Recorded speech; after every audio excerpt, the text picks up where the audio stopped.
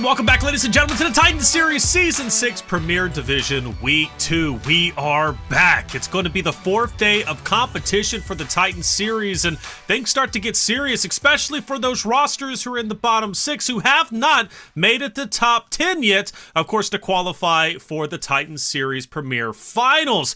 Who will make it to that point? Well, of course, it's up to the teams to decide, but we're going to at least have a chance to watch them along their journey. I'm your host, Taylor Reflections Noble, but of course, I can't do the job alone. Today, we're going to have the same team as last week, Mustache Dave and Metalcore. Dave, how's everything going? What up, big homies? Feeling good. Like you said, at day 4, Titan Series. We are back. We are feeling good. I'm ready to go, man. I'm looking forward to the 4 matches we got cooking up here today, fellas. Hey, we're cooking, especially Metalcore. Great to have you back, man. Yesterday, you got to see your horses. I know you're ecstatic for that. They come back this time. Let's see if we can get a bit weird today, Metalcore. Yeah, I cannot wait to see some horse-on-horse action, people going cowboys, people just going crazy. You know, I want to see these pros Let's do it. Be like noobs. You know, they added the horses, they're there, and they were using them. They were making use of those horses, so I can't wait to see what they end up doing in today's 4 games. Oh, Meadow, I can't either, man. I'm sure we're going to be seeing some horse-on-horse action. Dave, I know you're excited for that one. Let's talk about how this entire series is working. The Titan Series has been going on for a while, but the format, well, hey, maybe it changes a little bit. We got regular seasons, week 1 through 3. We're currently in week 2. That means there's only one more week of qualifying to get to the Premier Finals. Top 10 qualify Finals, excuse me. Bottom 6, though, will qualify for the Challenger Finals, so they'll still have a chance to get back into Premier Finals. And this is a big reason you want to make it to Premier Finals. Why? Well, because there's a lot of money on the line. We're talking $20,000 to be earned, and that's pretty significant to say the least. First place being $10,000. You could buy a lot of things out there. Horse spit loafers, horse bits for your horse, a horse maybe. I don't know. I really don't know how expensive they are. Maybe I'll ask Metal in just a little bit, but that's a lot of money, and all the teams are playing to get to that point. Of course, though, last week was exhilarating, was exciting, and Metal, it was your chance to really see what these competitors are about. As we look through some of the highlights, what's your takeaways, right, from watching esports, coming from a casual perspective into the esports perspective? I am not gonna lie, I played, I streamed a couple times after this event, and I started carrying nades upon nades, and I try to do what these guys were doing, chucking and timing their nades. It maybe worked one time for me, but those skills, it really shows how they perfected these skills that, hey, it might seem so simple when we're spectating them, but when you're actually playing the game, it's extremely difficult. These are skills that pay their bills for the $20,000 prize. That's a slogan, isn't it, Dave? Skills to pay the bills, and these players definitely have the skills. Titan Series, a lot of NA action. What does the North American region mean for PUBG mobile competition? Skills to pay the bills. Listen, I only got a mustache that pays the bill, and the buck stops there. But yeah, last week we saw a lot of good action. And we saw some teams that a lot of people, including yourself, Taylor, were like, yeah, this team's going to be number 1 at the end of the season. I'm talking Dauntless, baby. Sure. Dauntless, they weren't showing up last week, honestly, maybe just getting it together. I'm hoping today, now on this new show day, we can start to see something because they got Temsa, they got Coops, two of the heaviest hitters in all of North America, rocking this squad here in our lobby. We are blessed to have the opportunity to watch these players compete, but going to the standings, 0-2 still at the top, and this is because day 1 they had a massive day. I believe, I'm trying to remember, they had like 40 something eliminations out of one day, and that really set them at the top. And when we saw them last week on the show day, they were another squad just nowhere to be found. We didn't see anything from that squad. Yeah, we didn't, and I was really sad to see that. And I really expected to come into today with iNCO passing them, because iNCO was incredible during their performance, during the broadcast at least, right? But as everybody knows, or if you don't know, you're just now joining us, again, they do play on Sunday. They play off broadcast. So even though we see 1 week broadcast, or 1 day broadcast, I should say, Titan Series is a 2-day affair.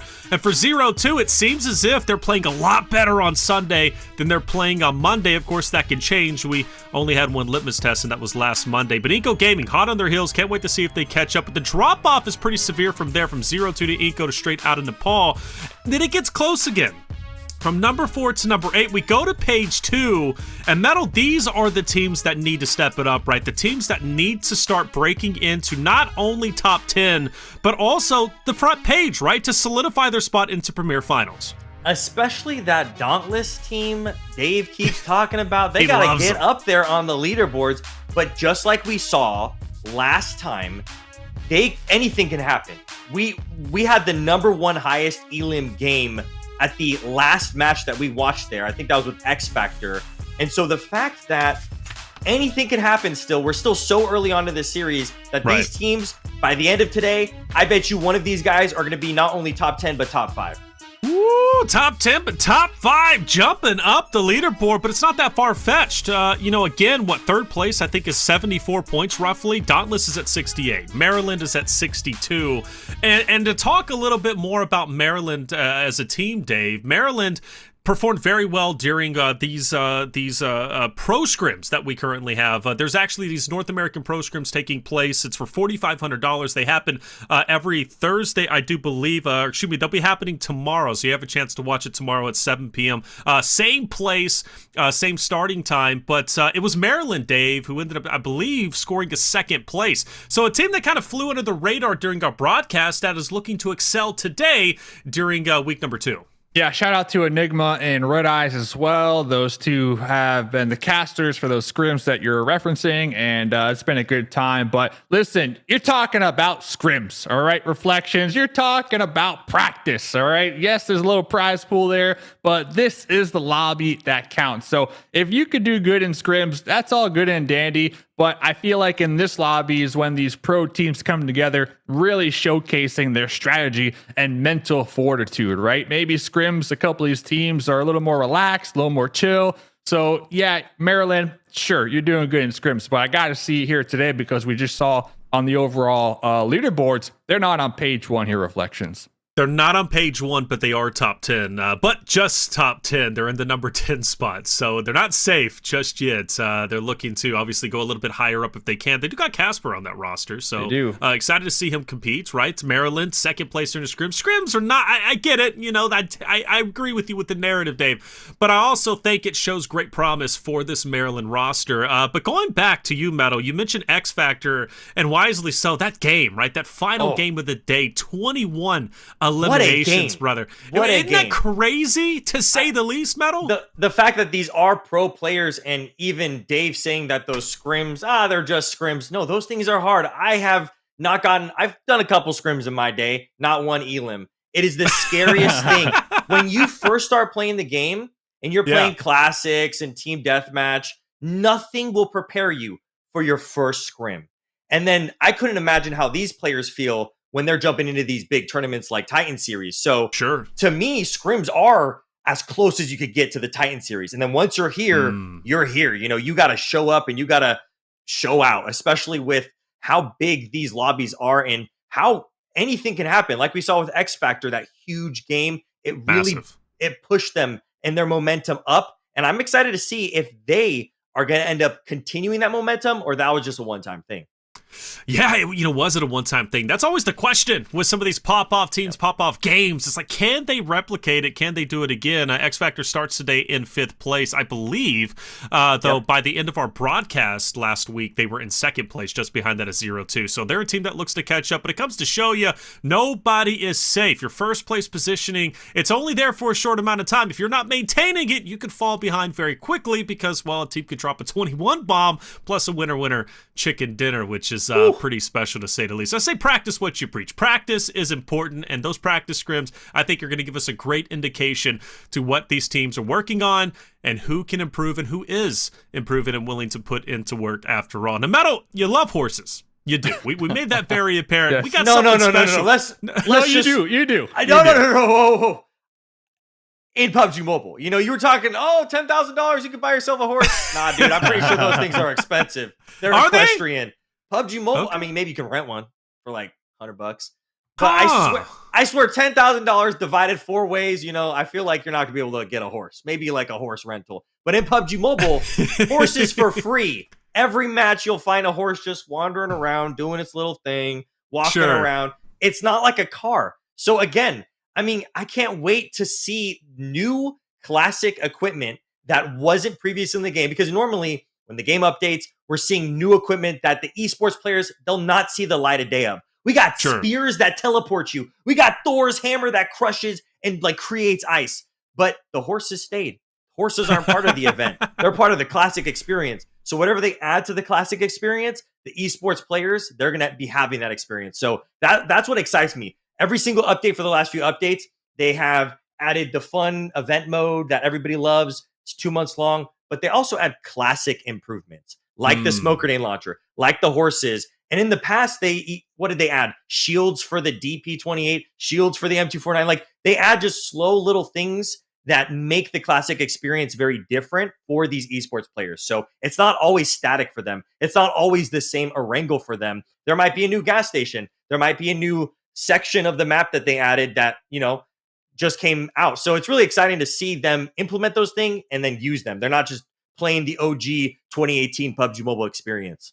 Well, it's hard to be a competitive player because you got to constantly adjust, right? Yes. Especially when it comes to Battle Royale. Metal, we do have a special horse segment. We'll get that to you just in a bit, though, okay? Hey, just wait for it. I tell you what, I don't know how much a horse costs, but I know that replay segment's going to be free 99, baby. I don't know about that one. That editor be saying that's 100.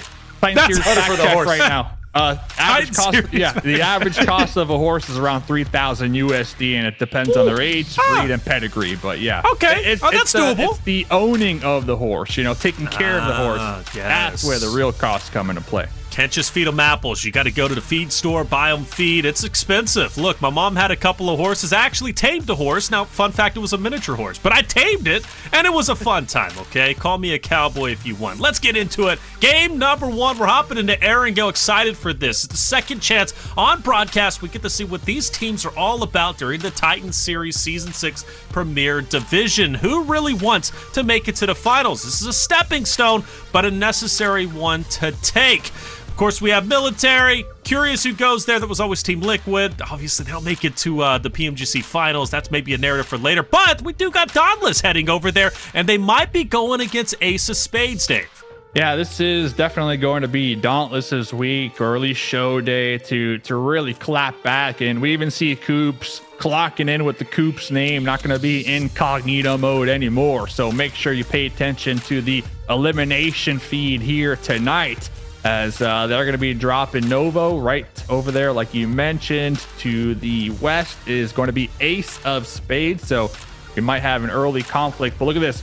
Zone number 1 will be favoring both teams. So honestly, they could pull off if they want. But fellas, really what I'm looking at North George. We got about 2 different squads dropping over there. So we might have some early game fights here in game number 1.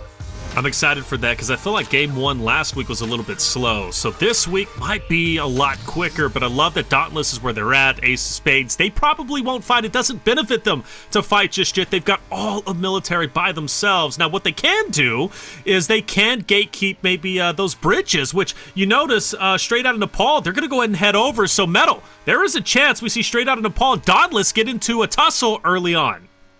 I hope so, because we need Dauntless to show out and get these squad wipes moving, because Dave has been hyping them up like they're the number 1 team of the Titan series. So I want to see them put in work today in any of the matches. You know what? Specifically Miramar. I'm gonna throw them a shot. Let's see them absolutely demolish Miramar. All right, Miramar, staying true to what you said before, man. One of your favorite maps out there. X Factor, here they are. They started off they ended the broadcast last week with a 21 elimination banger. Absolutely incredible. They jumped up the leaderboard into second place. Just behind that is 0-2, who still maintains first. They're in 5th place going into today, but they're looking to take over that first place spot if they possibly can. For NRG, well, it's a great namesake. NRG Galaxy, love watching them compete, but a lot of work needed needing to be done. They're a little bit further down the leaderboard than they probably want to be, but hey, they're here for a reason, and they're ready to compete. You notice, Dave, teams setting up early on these bridges. They're making sure that in case that zone does go down to military, they want to have the first rite of passage, right? The first chance to shut down the teams on the rotate. Yeah, without doubt. I mean, we are definitely heading to a military base, so it makes complete sense for some of these squads to try to get that loot real quick and just send it on down here. And like you said, a couple other squads actually going to be setting up that bridge camp arena. But over here, we got NRG and X Factor. NRG, going to be crashing these compounds. Not aware yet, but XYZ, a little suspicious with the Uzi. Not going to be sending it across the way with his teammate. Squad mate does have the shotgun, but we do now see the collapse here, and essentially this 2v1 as XYZ trying to jump across the rooftop right there, missed his shots, and his teammate getting immediately thirsted. Now here comes the support from X Factor. At that point, I thought Pfizer could do anything, man. Pfizer was holding it down in that single choke point going up the stairs. Luckily, that you got teammates for a reason. High man able to go up. And NRG, I believe, will have an early exit, or at least be that much closer to an early exit. Only 2 more players remaining in a fight that they wish they could probably take back medal. Yeah, I mean, it's always, in stuff like this, when you lose 1, 2 teammates, that changes your entire idea of what your game is going to be. Oh, are we now going to survive? We're not going to frag out. We're only going to pick off the elims that we can pick off. It makes it so much harder. And it looks like X Factor might be in a worse situation than they thought with only 2 up now. Yeah, only 2 up for both rosters. And that happens. Teams, oftentimes will cannibalize each other off the rip, and it puts them in a bad spot. But you got to take the fights, Dave. Yeah, eliminations are key here, especially in the early game where you have to assume the third party potential is not going to be as strong as we continue to move deeper into the match. By the way, we saw a couple of the new McLarens, the new F1 buggies, by the way. Those things are looking sweet. Metal, you got one of those bad boys yet or what, man? Bro, you got let one me yet? tell I know you, all the content that was my most viewed viewed stream, brother. The Formula 1 racing stream. That's a buggy. Yeah. That is a buggy skin right there. Can't you believe that? That is so cool. It is so nice. just to make sure we're talking about we talk about the Formula 1 McLaren right now in the game partnered with PUBG Mobile. That's it. Yes, that's incredible. You could get it right now. One ticket for this one right here. Hey man, I can be a Formula 1 racer. You know, my mom always said I couldn't be. I would never amount to that, but maybe I have a chance. And you can own a horse. And a hovercraft as well. And a hovercraft as well. Man, I wonder what would be more expensive, that hovercraft or the McLaren? What do we think? Definitely the hovercraft. Yeah, you think so? Hovercraft. Without a doubt. That's some military stuff right there. This is next level. Hey, here. Oh, no, hold on. I was in the military, and let me tell you, some of our stuff seems expensive, and it is, but it's not the best quality. Okay, military grade sometimes means who's the cheapest one out there. Who can we hire to be the cheapest?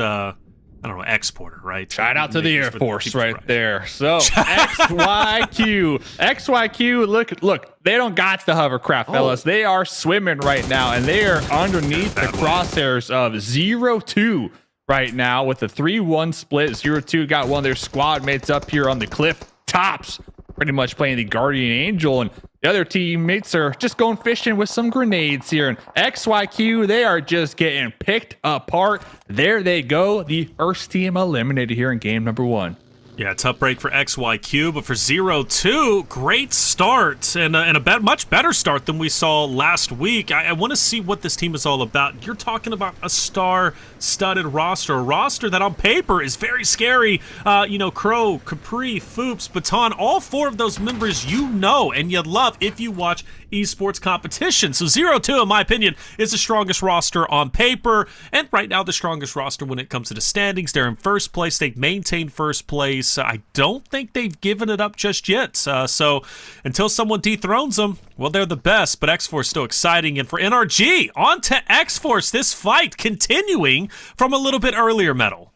X Factor now eliminated, and this is what I was talking about earlier, that you can have one banger game, but it doesn't matter because you've got to stay that consistent throughout the entire tournament. So them getting eliminated that early on, their 5th place is just like, they're going to lose that. That 5th place is gone for them now. Someone might move up because the leaderboards, they shift so quickly with how big these games can be. NRG already got 3 elims, but only 2 up.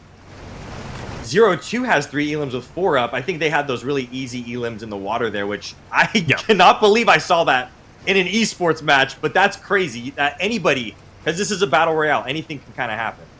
Well, I think what was happening is that roster was trying to make a boat tape, right? They were rotating with the boats. They were trying to maybe get onto the backside of military, and 0-2 they just sniffed it out. They destroyed the boat. They had to then go for a swim. 0-2 gunned them down. And not smart play from 0-2.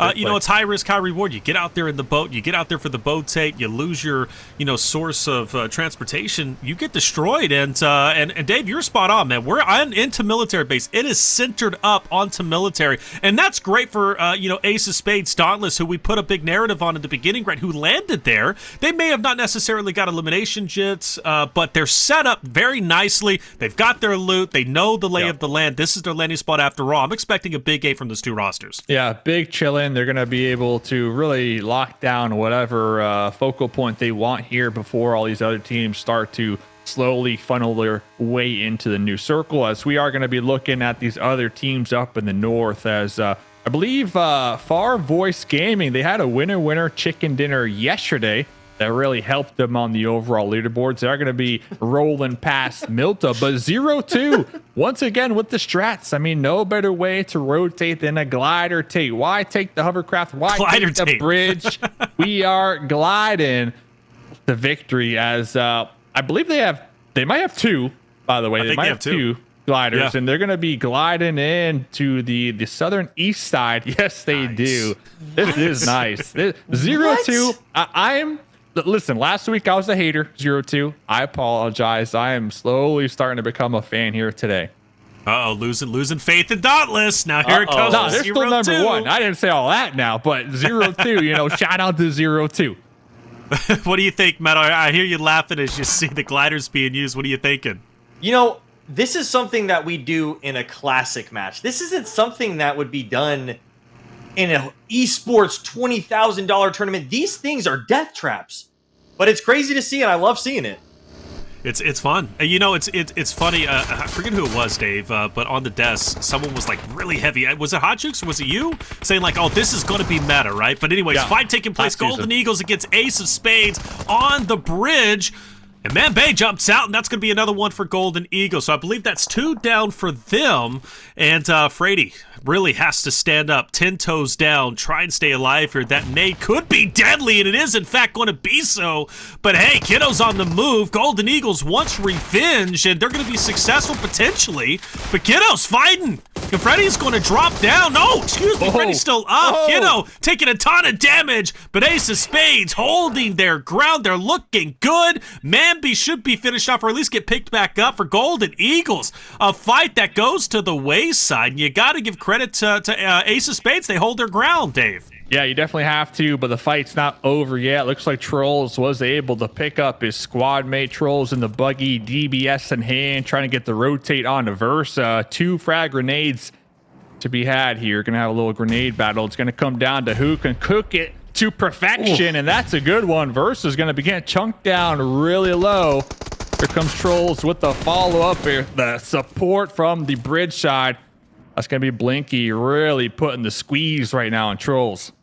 Yeah, tough spot for Trolls. Blinky knows exactly where he's at. You really can't go anywhere if you're Trolls. And in fact, Blinky, he had to reload, but there it is. Good shots onto one more to clean up. Can he get it? I think so.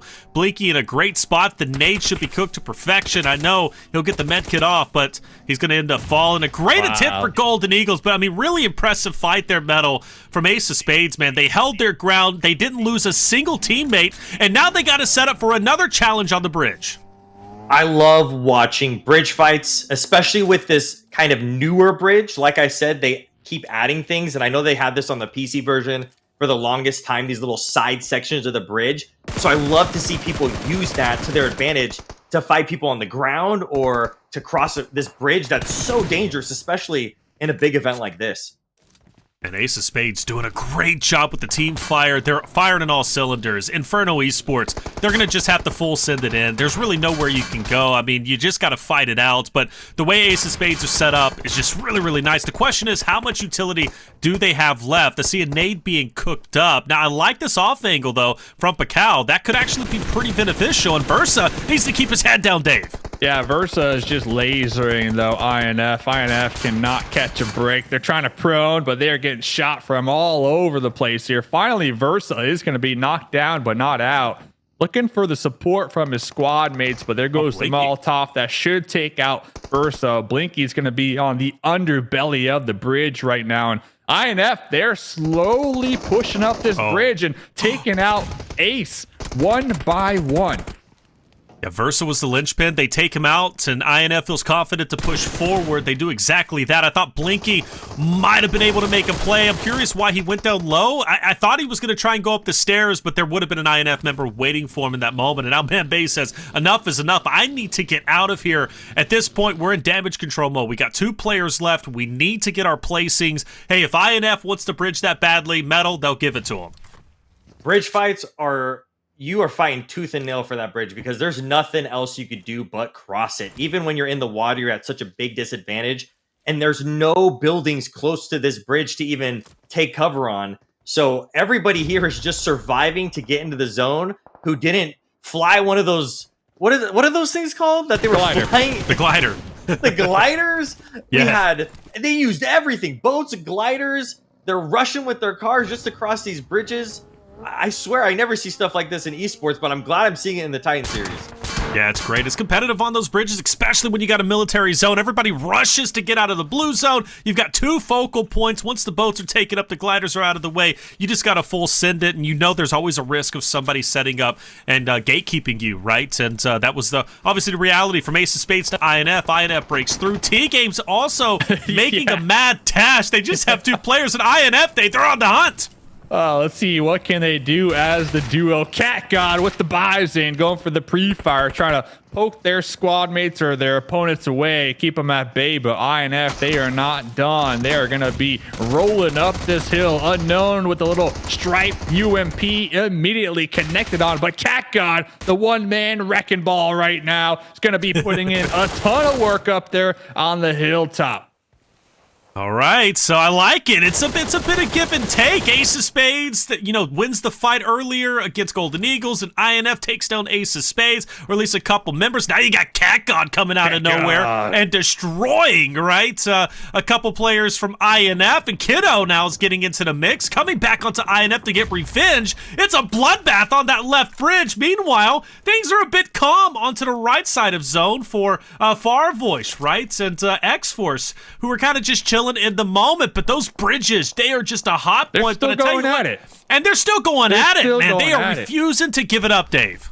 I am surprised how INF are just holding it together. I did notice on the mini-map that Ace of Spades tried to get the pinch on them from both angles, but INF, they're just on their P's and Q's, and they're still surviving. Yeah, they lost a bunch of squad mates in the process here, Metalcore, but they're still up to a duo with 6 eliminations.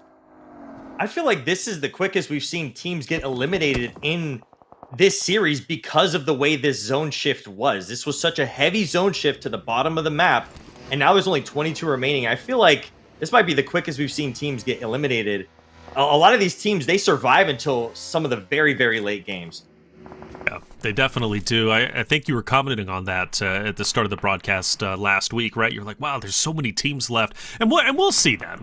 Specifically, we'll see that on Miramar, right? There'll be a lot of teams left in the end zone, but this has been a very violent series of events for several of the rosters out there. The fact is we only have 6 more teams remaining, or excuse me, 10 more teams remaining. But regardless, who's it going to be? Who's going to be able to get first place? Well, the healthiest is going to be 0-2, who we saw a little bit earlier. Super Lazy Reflex, a roster that I want to see wake up and do very well. Last week, not going to lie, they kind of disappointed me, but they have cleaned up their act, apparently. They usually start off with a winner chicken dinner, at least historically, not only on broadcast, but also off broadcast as well. So they're going to be scared for iNCO. Well, unfortunately, they're going to be finished off earlier than they wanted. Only 1 elimination, not the best, but 3 more games to go. So what can we expect as the zone gets closer and closer, Dave? The team's now starting to come together. Third parties are going to become more rampant, and for X-Force, that's a lot of open space in front of them.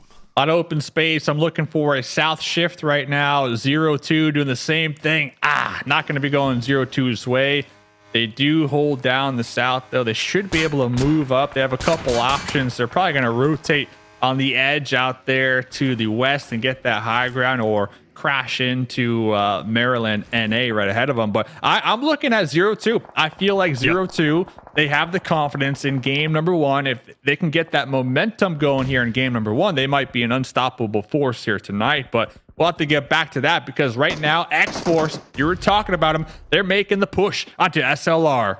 They've got to make it in, but SLR wants to gatekeep them, but there's a lot of utility that's going to be thrown out. And Stars, well, he felt a little bit of it. Aleem might feel the second. Oh, it bounces off, so he's going to be safe for the time being. But Stars, like a zombie through the smoke, continually pushing up. And X-Force is feeling that pressure, but they got a pressure on back. The zone's going to start hitting for quite a bit coming up shortly. So X-Force knows they cannot waste any time. Plus, the longer this fight goes on, the more of an opportunity for a deadly third party potentially happening, right? So this is something that you got to finish off relatively quickly, but it seems as if everybody's kind of taken a step back. There's a bit of a respite, but watch out. Maryland are not far away. They can move up, but a great nade will drop down one, and SLR might look to finish this fight here, Metal. Oh, man. Yeah, X-Force is now losing that grenade battle that I was talking about earlier in the broadcast. The fact that those are so useful, and they still had that many grenades before this fight even started, is insane, because we're already at the end game and they're chucking 5, 6, 7 grenades like it's nothing. I don't even know how did they get their ammo? Like, this is crazy. Well, they had a lot of time, right, to loot up, especially based off of their landing spot. Aleem is holding on for dear life, Dave. He's in the grass. They tried running him over a couple times. We're going to pop up. There goes 2. So close, so close. But talk about the snake in the grass right there. Definitely cheering for him. That's going to open up for NRG if they wanted to crash into this little bull. I mean, they had sight lines on this. They were trying to third party this one, but it actually looks like SLR, they're going to be trying to get the reset over here. Oh, there goes 999 in the elimination feed. I take it back, but a limb. Holy cow. What a spoiler right there for SLR. What a play that could have been. What a play it was, right? But to pick up all 3 would have been crazy. And they figured it was clear, because remember, Kindness from SLR nearly ran him over, right? And just missed his yeah, like 3 times. And they said, well, surely it's clear, but it wasn't. God, Nate! Yes, it is. And good call. Good call, Dave. You said NRG could challenge SLR. They do exactly that. Metal, this is how quickly your luck can change when it comes to competitive. How do these guys have so many grenades? I just don't understand that. Yeah. I love it. I love it. I tried what they're doing here, and this is way harder than it looks. It's very difficult indeed. That's why they're here, right? They're here for a reason. Things are heating up. I'm loving this end zone, Dave. Got the cactus head. He's got the chicken. Stars is the most stylish on the battlefield, without a doubt. And Stars is keeping the dream alive right now for SLR. We got the Scar, we got the shotgun, but XPX has more grenades over here. Gonna be looking for the follow-up one, the fadeaway. A little over the mark, unfortunately, and Star is still gonna be able to survive with their level 1 helmet. Okay, so things cooling down a little bit, but for Stars, how far can he go? He's the last player alive. Metal, take a look at that right side of your screen, though. Look at how many elims, right, have been accumulated, how many points already. You know, there's not a lot of players left, but there's still an opportunity for a pretty massive game number 1. Yeah, I mean, I'm surprised. I want to see 0-2 really show off what they've been doing off stream in these games today. So I'm glad to see them up, but NRG with 8 elims, this could be a big game for them if they survive throughout the rest of this fight. Absolutely could be. 0-2. They're on the mind of Metal. They're in a good spot, though. I like where they're currently at. There's not a lot of teams they can gatekeep, maybe INF. But they're kind of stuck here, Dave, it seems, especially if the zone shifts away from them, which there's a high chance it might. I mean, where do they go? They got Maryland. They've got straight out of Nepal right there. You got INF moving in, too. Tough spot for all four of those rosters. Yeah, Chills is going to be breached the compound by themselves right here. Their squad mates on the hillside. Still in the buggy. Little miscommunication happening right there. Looks like his teammate's going to be pulling on in as well. Why not? We already have 7 eliminations. We might as well attempt to go for this one once again. Going to be tossing out some smokes. We got the DVS. Got to avoid the sight lines through the windows, of course. But if they would have pushed together, they could have easily cleared out that one player on that second story together as a unit. But let's see. Can we get the job done now? Got to give it to them, though. They got their skin game on point, though. I mean, it matches the branding. Without a doubt. It's immaculate. It's immaculate. Nice nade potential. It's still weird that they do push individually, Dave. We can touch on that later. I don't know why they did that. And now it's like, do you really want to push into a building that you know you're going to be surrounded at? Is it worth it? Do you prioritize the placement points now?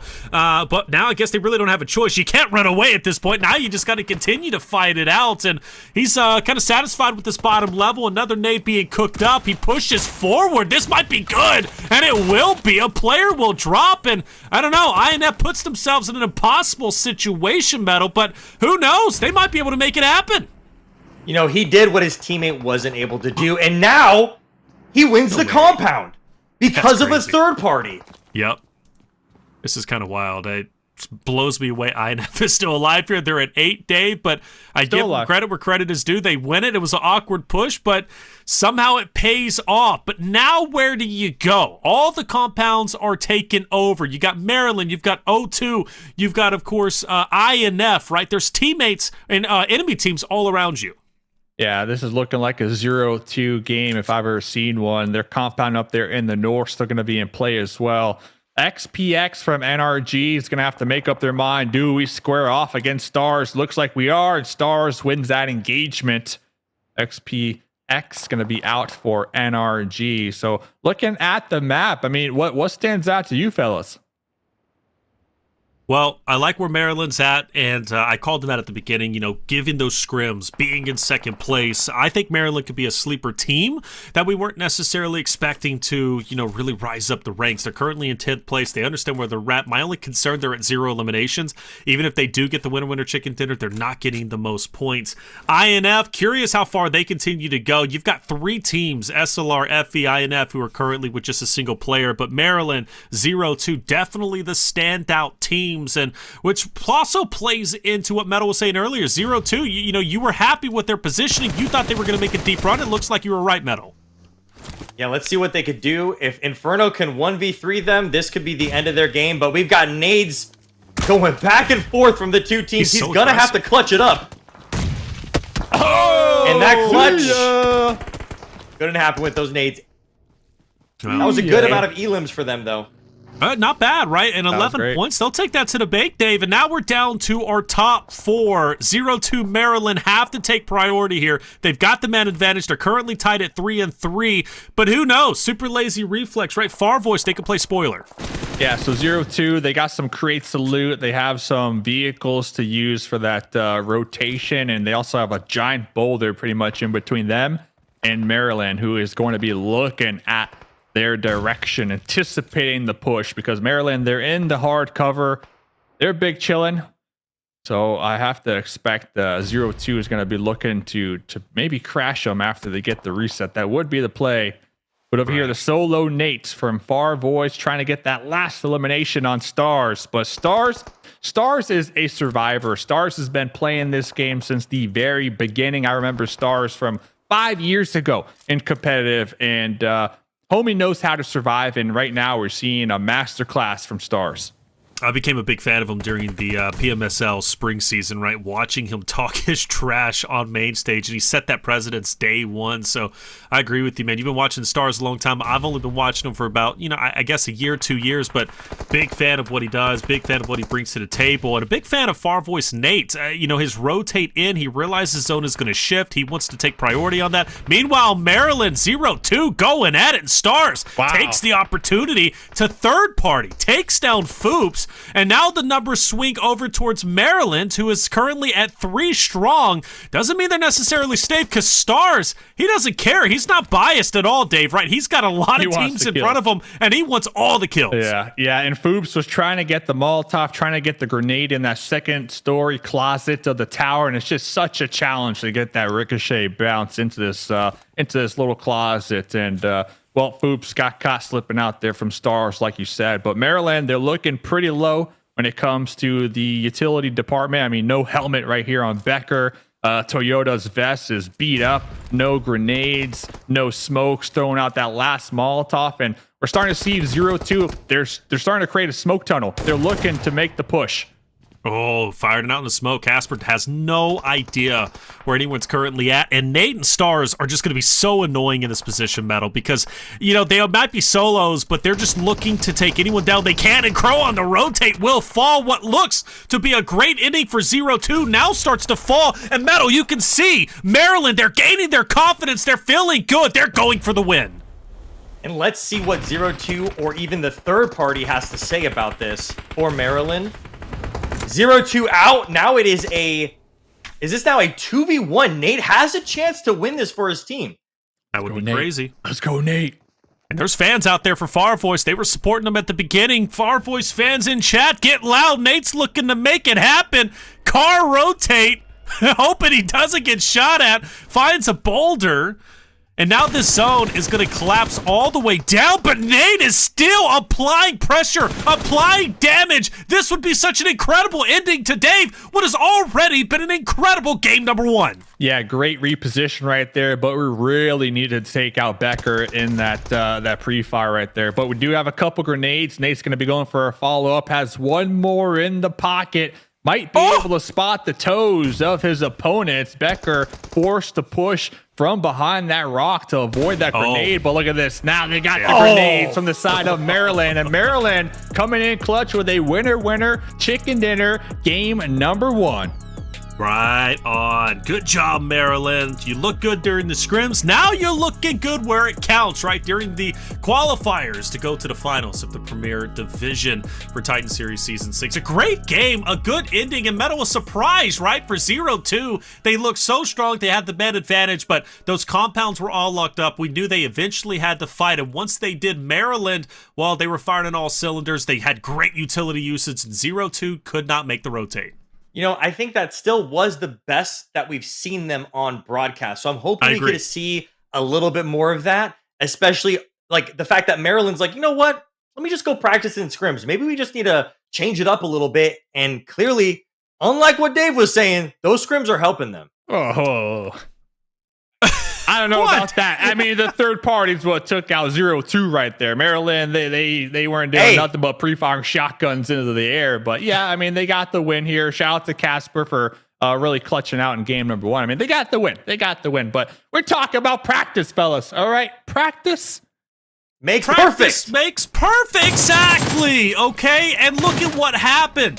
They got a second place, or excuse me, first place, 4 eliminations. Like, they take that to the bank, baby. I tell you what, if first place isn't an improvement from last week, then I don't know what is. Maryland finally gets a win. They look great. That's their first winner chicken dinner. They get 4 elims, and let's face it, the end zone wasn't given to them. Yeah, they had an opportunity to third party, but hey, they took advantage of their positioning, and that's exactly what you expect from a great team in order to be successful. But let's talk about, Dave, let's talk about that left bridge, man. That bridge was deadly. Oh, it was a mess. We saw a bunch of teams utilizing to rotate, but honestly, the winner of the whole bridge scuffle was INF, right? INF came out on top. They had a bunch of eliminations, 8 to be exact.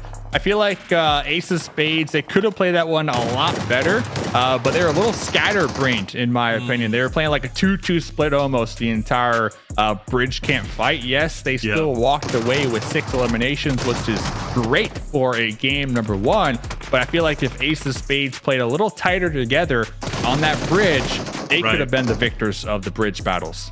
Yeah, and once Versa fell, you can tell that was the linchpin to push forward, and that's when INF really started to take advantage and take more positioning. This is the end zone, and where 0-2 started to falter, but Nate, I mean, Metal, we got to give him credit for Farvoice. You know, Nate was alone for a long time. Farvoice doesn't get second place without Nate's heroic performance.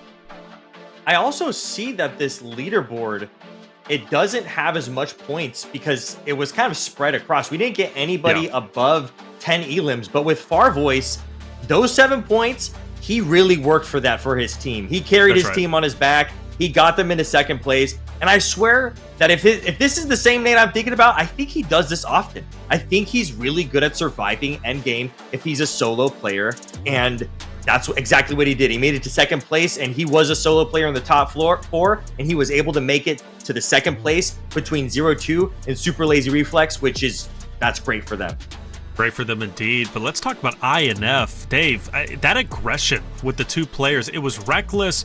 I'm going to be honest with you, it's not a championship mentality or strat, right? Pushing it as individuals. But the fact is they get 8 eliminations and 11 points. Like, that's a big game for INF. Yeah, but all those eliminations pretty much came from the whole bridge fight, right? That looked beautiful from INF. They were playing that one perfect, right? But then at the end, we saw the slight hesitation from one of the squad mates to push with chills, and they breached the compound one at a time, which was a huge mistake in my opinion. If they would have went together, I guarantee you they would have both survived until the late game, and who knows, they could have placed higher or maybe even won at that point just because they had so much momentum coming into game number 1. Well, surprisingly, Maryland does not break into the front page. I think they started with 60 or so points, so they're getting close now to being on front page, but they were in 10th place. That game 1 win is going to put them in a lot more of a comfortable spot. But for 0-2, they take a pretty commanding lead now as far as I'm concerned, Metal. This is the biggest lead we've seen any individual team have, but take note how close it is. From 3rd place down to 8th, that is a 7-point spread, Metal. That's insane, especially with X Factor. Like I said, if they had a bad game, it's going to push them down. And Farvoice pushing up into that 5th place. I feel like 0-2 does have a really, really good lead here. But one good game from, honestly, any of these teams that have up to 80 points, we can have one good game and they can be right on their inches or right on their tail for 0-2. Ooh, Maryland at 76, so they're relatively close, okay? I'm liking what I'm seeing from them. And there it is, Dauntless breaking into top 10, Dave. The dream is still alive. Dream's gonna be there, all right? I'm telling you. All right, we looked up the average cost of a horse. They're gonna be able to buy 3 horses at the end of this event, Dauntless. So you're gonna have to do like rock, paper, scissors, shoot to see who doesn't get the 4th horse because we just simply can't afford it. But Dauntless, without doubt, once when they start showing up, right, they're still letting their opponents, feel confident, but it's all about that mental fortitude, I'm telling you. And these players, they got it. So I'm going to be rooting for Dauntless until the very end here, fellas. Tell you what, I'm going to be rooting for INF, man. They're in last place currently, but that last game was pretty exciting for them. I like the aggression. I like that they're willing to push the buck. How far can they go? Well, we'll find out. 16th, that's a far climb, but they just have to break into top 10. But even top 10 is like 50 or so points away. They need to get to work. 3 more games to go today. And next up, we're going to be hopping into Metal's favorite map. We're going into Miramar. So as we take a break, don't go anywhere. We'll be right back.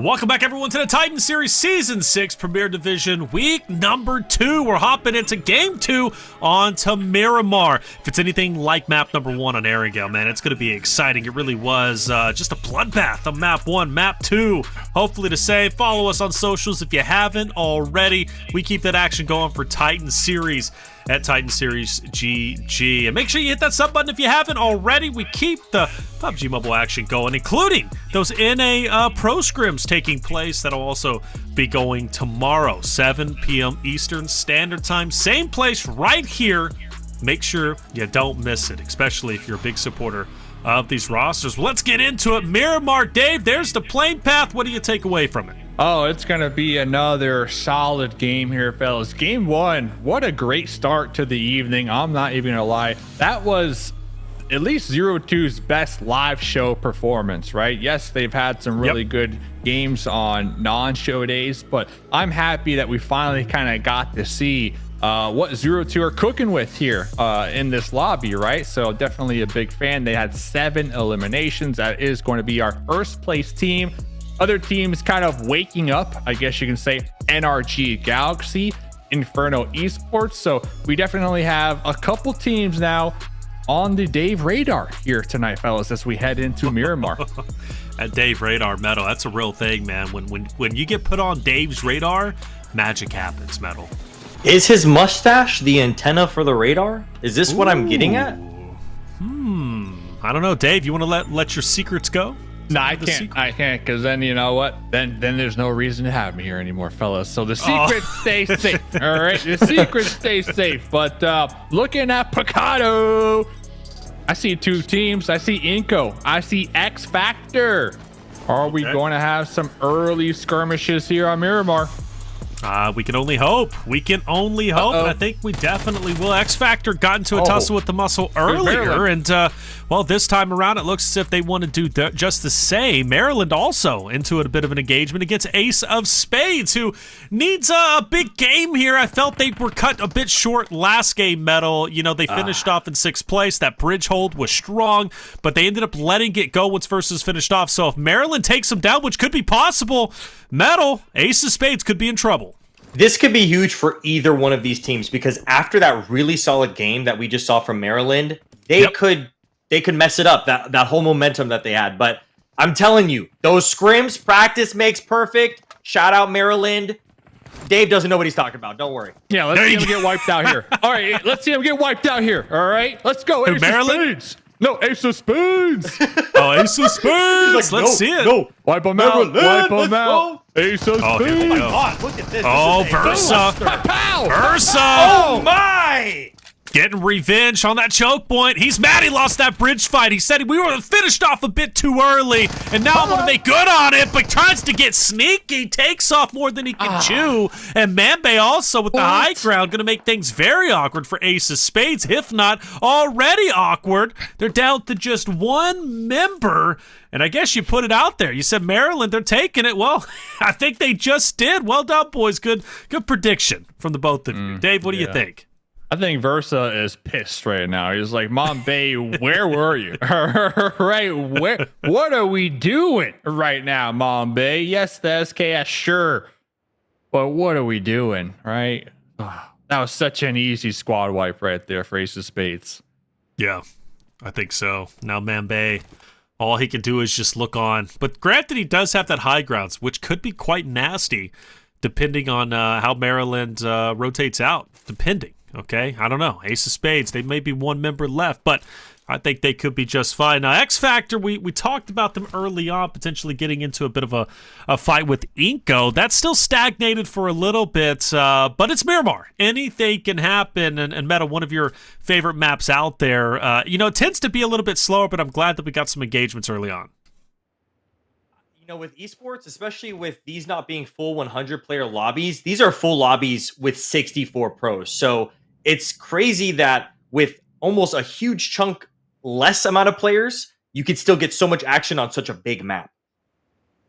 A lot of action, and it never stops really once it starts. For iNCO, X Factor, they're keeping their distance so far. I don't know anything's going to pop off just yet. Plus, they're within zone, so nobody has to rotate out at the moment. Everybody kind of setting up early on. As we know with Miramar, you want to get those hardcover POIs or get the high ground on the mountains. You can do one of those two things. You're going to be set up nicely for success. Looking at our mini-map, looking at our internal mini-map, Dave, are there any teams that stand out that who need to still work their way in, like in Los Leones, right? On the outskirts, working their way in. What are you thinking? And hold up, we got a horse. Yes! Action. Yes! This is why I love X Factor. Rooting for them. Look at this. He's even jumping just to jump. He doesn't have to jump like that. That horse has hops. Look at that horse go. He's doing it just for the broadcast too. Can we climb the cliffside with this? If he can, find out. Oh, he put his horse away. He just his horse is gonna walk off the cliff. I'll tell you that. Oh no! Don't say that. Don't say that. I'm not saying it in a mean way. I'm saying that horse man. it auto moves. Man, so that's horses crazy are dumb. To hear from you. Yeah, that's crazy. Sorry, horses are you know very what? dumb. My love They're for gonna horses. walk off a cliff. I'm emailing PETA. Oh, PETA bread. PETA bread. Okay, PETA bread. X Factor. Oh wow, good shots on the ink. There's no way. Metal, how hard is it to control that spray like Mazaro just did? You know what, Mazaro, it's because he rode the horse, he got that extra confidence. Oh, so my horse hatred of it jumping off a cliff, that horse gave him a little bit of motivation, so I'm happy. Nice he named the horse and everything. Lucky Beautiful the horse. The thing is, though, I wanted to see X Factor, the trio in Picado, move a little quicker after that knock, right? Move a little quicker to make the collapse happen. And they're kind of still taking their time. But going back to Ace of Spades, absolutely throwing here this game. This is going to be NRG trying to take him out, by the way. Oh, he wants trying to get a taste. Thirsty. Yeah, there we go. NRG. Free elimination right there. Rough game for Ace of Spades indeed, right? Not the same since that bridge battle on Erangel. And Farvoice, well, they stayed alive for a long time in game number 1 because of Nate. This time around, X-Force seems to have their number, right? Let's see how far they can go. I mean, they do have 4 members up, but for Sin, I mean, Sin is in a bad way. Yeah, but Scottish is pulling up, and we saw last week Scottish could clutch it out. So if Zin could just stay alive a little longer to allow his squad mates to close the gap, we might be able to provide the support to X-Force. Zin is right there in the little crevices trying to avoid these grenades. The thing is, the teammates, they're taking... Scottish, stop moving. Scottish, hello. I was just praising you. Now you're looting. What's going on? I thought we were playing Saving Private V-Zin out here, but we see him out there in the distance. Scottish is just chilling. Yep. Not really moving. Here comes Nate, though. We saw Nate last game clutch it out. We got to save our teammate here. We know exactly where X-Force are. Free point on the roof, too, on the left. He's going to be nasty. Aleem as well could also keep Farvoice at bay. Free point, utilizing that roof, as I said. That's going to make it tough for Farvoice. They might have to give up Sin. In fact, one's already going to be down. And that is, or one's going to be very weak, excuse me. That's going to be Sin. And, okay, so Sin's action. He said, if I can't get help, I'm going to be my help. And he will finally fall. But good effort from Sin. Now Scottish has to try and pick up the slack. At this point, I think it's over with. Leave Sin and just play later on. Play gatekeeper role, man. What would you do? What would you do, man? Would you get on the best definitely not ride that moped. Yeah. So horse is fine, but not they don't have horses. They don't have horses, so Look at that. This is gonna get him killed, bro. Look at him go. He's just trying to escape. Scottish. That's right. Some Scottish things, huh? Scottish. Actually French, by the way, which is again French. still waiting on that book to be written. I want that lore. How's he even driving this thing? Scottish has won more prize winnings than all of us combined in esports. You don't know my history. Well, we talked about Scottish's last week, and it was pretty impressive. So it was very impressive. I think I've made probably $120. But does that beat Scottish? Definitely not. I think we Okay, said well, then last week he had like 300K at least in prize. He's got quite a bit. Yeah, so He's definitely incredible. a player who knows his stuff here in PUBG Mobile. So I guess letting Vison die there in that situation was the right call. The bait. So they did pull out. They're still going to be alive as a trio. All these players looking to find a position now in the new circle. iNCO is still going to be locked down here in Picado. It looks like X Factor finally going to be pulling off, not wanting to mess with Papa Blue, especially after that new circle shift to looking at the actual play zone here, fellas. SLR, they're in a prime position. Also looking at TGames in a good spot. So I do like the call for X Factor to pull off, but not all of them pulled off. They did leave one squad mate behind. And I wonder if they do. Obviously, it's intentional. And Mazzaro maybe looking to take on the entirety of iNCO Gaming, kind of be a sacrificial lamb potentially, which would be kind of crazy. But it also kind of doesn't make sense because iNCO's in front of him, and he has to go forward in order to break Papa Blue. Maybe he did lose the horse. Yeah, ran away, remember? Oh, if they come straight into him, Mazzaro might be able to make some magic happen. And for iNCO, they're going to have to pull away. Mazzaro applying that pressure. Metal, this whole situation's awkward for everyone. Super awkward. Where's his horse, and why can't he use the horse flute? Or the horse whistle, whatever it was last time. I forgot about the horse flute. I did too. We need it. We need the horse flute right now. That's how you make it out of here. It didn't jump off the cliff. Horses in the chat. W horses, man. Can you horse flute it from that distance though, Metal? Honestly, that'd be crazy. He needs it now. I need to use more horses myself. I'm not gonna lie. Yeah. That did not work out for X Factor.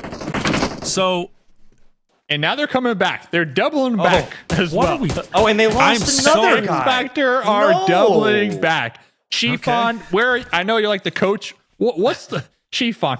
We need some coaching out here. Let Dave coach the team. Let Dave be the coach. First of all, don't abandon the horse. #1 rule. All right, in competitive. In esports specifically.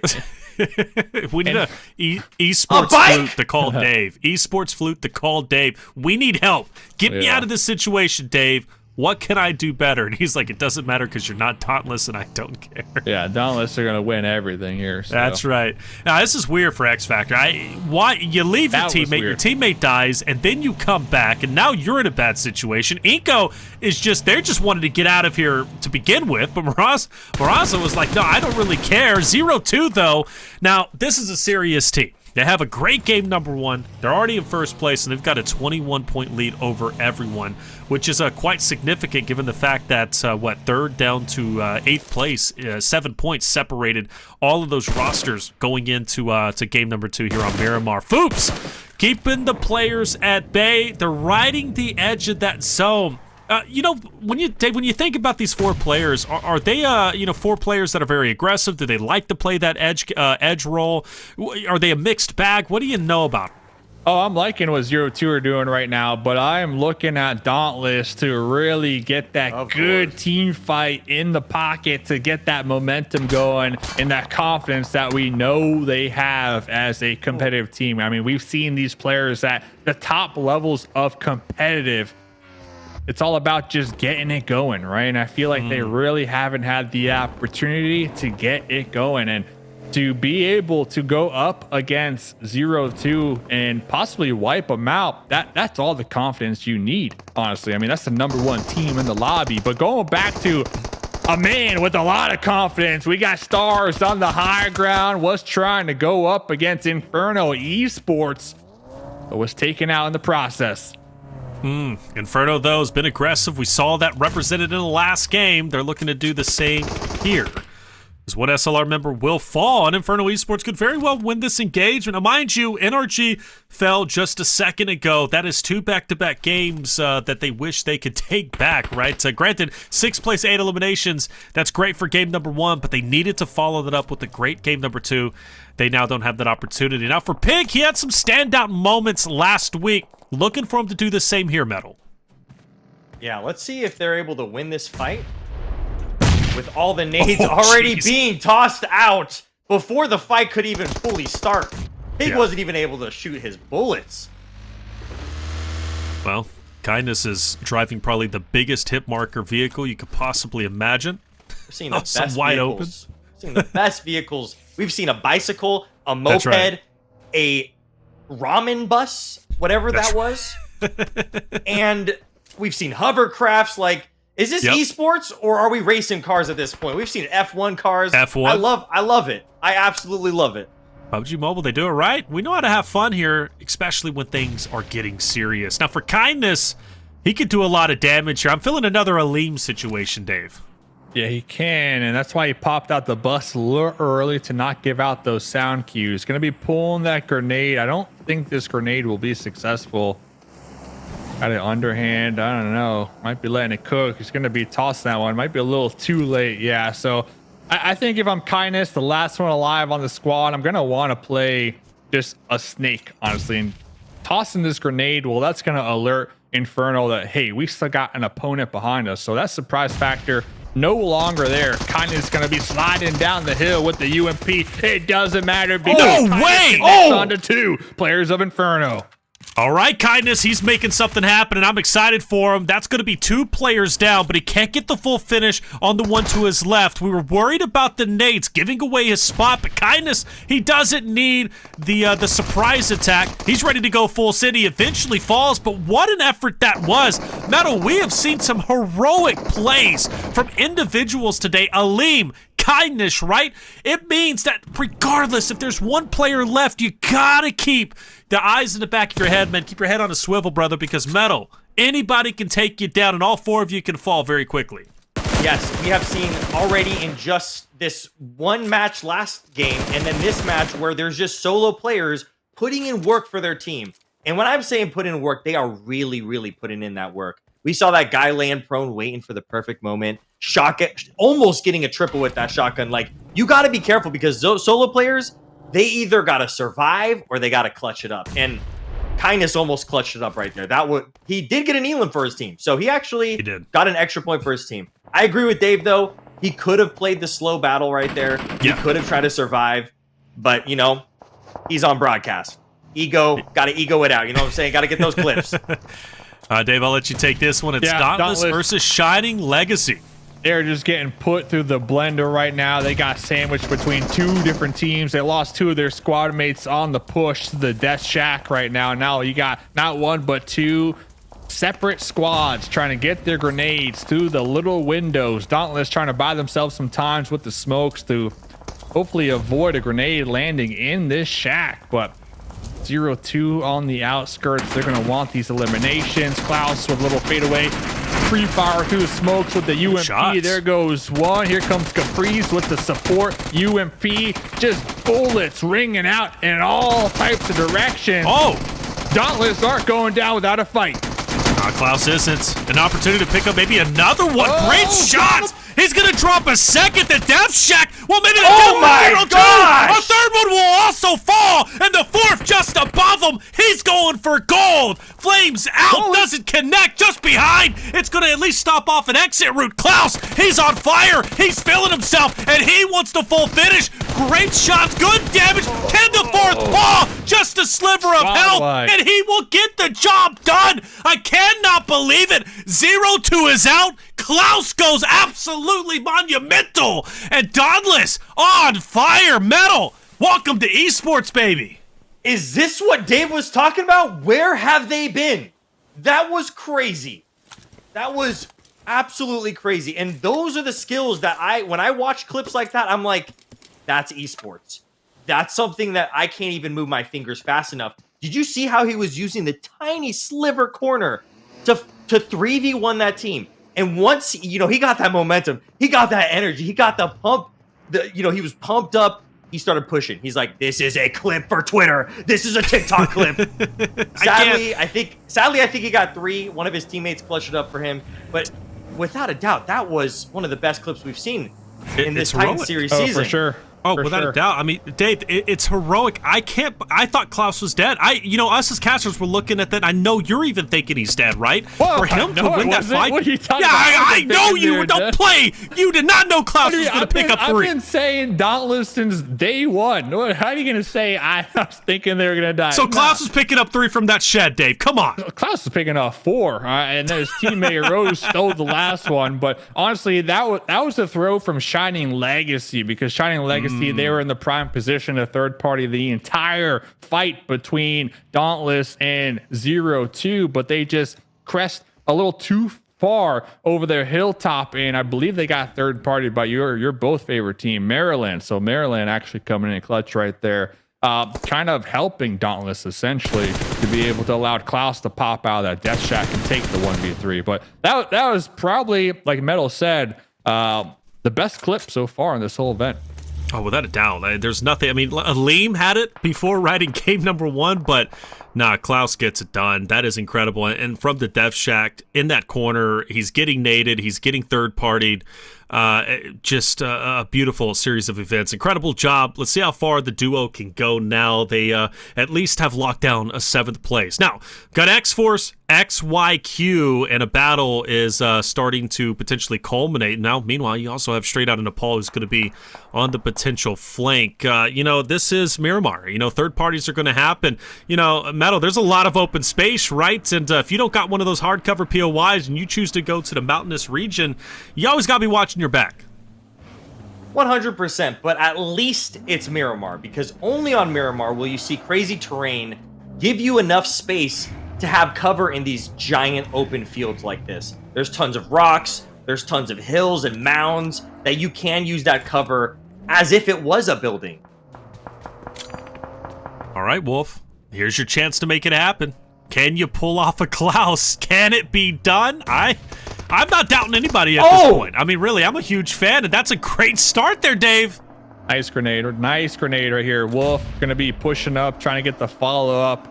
This is going to be X-Force, who currently has 7 eliminations. Lim with the MG3, the squad wiper out here. Look how fast that thing rips. But the grenade will be landing right in the lap of a Lim. And, well, only one more squad mate left of X-Force, and they are on full retreat mode. He's dipping, he's gone. Great series of events, a really nice push from straight out of Nepal. Good utility as we expect, and the members of X-Force will be finished. Now, granted, a great game still though, right, Metal? I mean, they have one solo left. He's had to run away, but the reality is they still are at 7 points, the most in a lobby, and that's based off of their elims that they were able to accumulate just a little bit earlier, currently sitting at 7. They've at least got a 6th place position at the moment, so the longer they stay up, that's all the more points, Metal. We can see another Nate situation with the X-Force team. I mean, who else but the solos are the main focus of today's games? Because the solos are the ones who are putting in the clutches. Without a doubt, and it's exciting. This has given us some more action, honestly, than a lot of our PMSL matches, right? I mean, I'm really enjoying the aggression and the confidence from these players. Now, for Maryland, they've had some great moves before, but for Klaus, I don't know. Klaus has pulled off some heroics, and I'm kind of rooting for him here against my favorite team of Maryland. And you also got straight out of Nepal versus XYQ, Dave. Klaus with the P90, but here comes straight out of Nepal. 3 members still up, trying to take out the 4 squad mates of XYQ in the compound right now. XYQ 0 eliminations, hoping to get a squad wipe right here. Frankie tossing a couple smokes, trying to provide the support to his squad mate Wolf in the front line with the shotgun. Frankie, though, walking right into the DBS, and just like that, they crashed his compound and got eliminated by XYQ, taking up 3 eliminations here. 3 limbs. XYQ looking good, poised for potentially the end game here, and a team waking up. Super curious how far they can go. For XYQ, they were at 0 eliminations for the longest time, but as we know, when it comes to esports, when it comes to competitive, a lot of elims are gathered in the end zones, and that's where XYQ is starting to wake up. And also for TGames, 4 players still alive. Metal TGames, right? They've been kind of quiet, but seems like they're willing to get loud in map number 2. And a team like TGames can, if they have one really solid game, that could push them so far up on the leaderboards, that gives them momentum they need. And sorry to say, I've been hating on Dauntless this whole time, but this is the momentum that they needed. And I'm not rooting for anybody besides, you know, honestly, I like rooting for people who are the underdogs. And I feel like Dauntless been hyped up by Dave. They kind of were the underdogs, but now maybe this is the momentum they exactly needed for week 2. Without a doubt. Pushing Dauntless. themselves up on the leaderboards. Dude, they're looking great. Like you said, going up the leaderboards, they already broke into top 10 right there in that number 10 spot, which was previously occupied by Maryland at the start of the day. Dauntless is on the come up. They're starting to feel themselves. And Dave, I might be hopping on the train for Dauntless, man. I might be hopping on the train. Yeah, it looks like Papa Triste from TGames was able to take out Becker, leaving Casper the last one alive for Maryland. And, well, finally Dauntless able to take him out. So Dauntless with the duo up there in the north, they're going to have to fight up against 2 complete squads, essentially. You got XYQ in the east and TGames in the west. So it is going to be a uphill battle. But like Metal said, they are feeling it here this match. Indeed.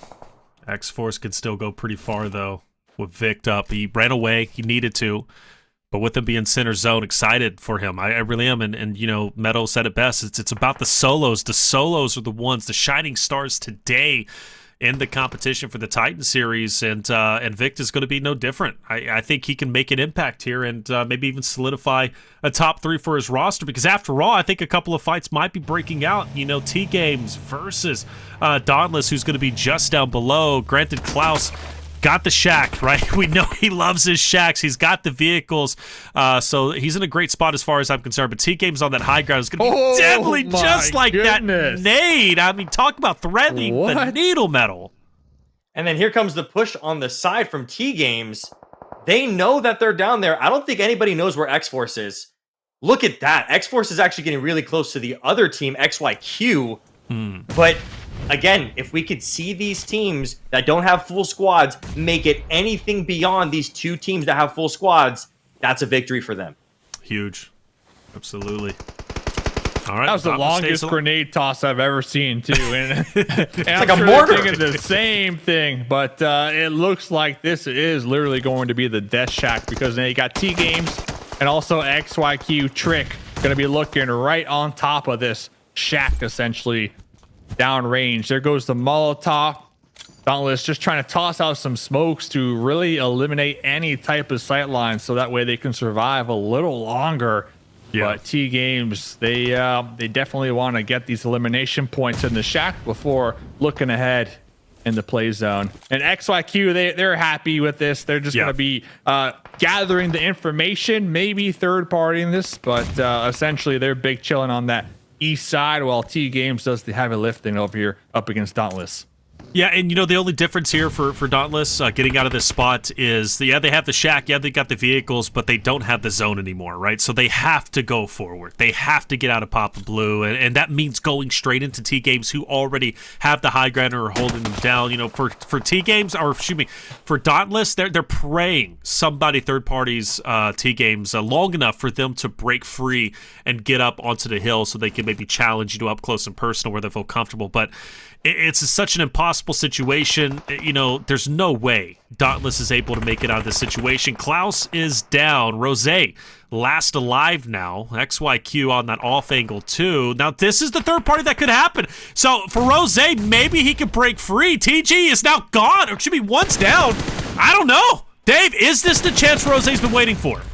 Nah, it's going to be too much of a challenge. I mean, you're by yourself. You're downhill. Here comes the blue zone. Also going to be applying pressure in stage 8.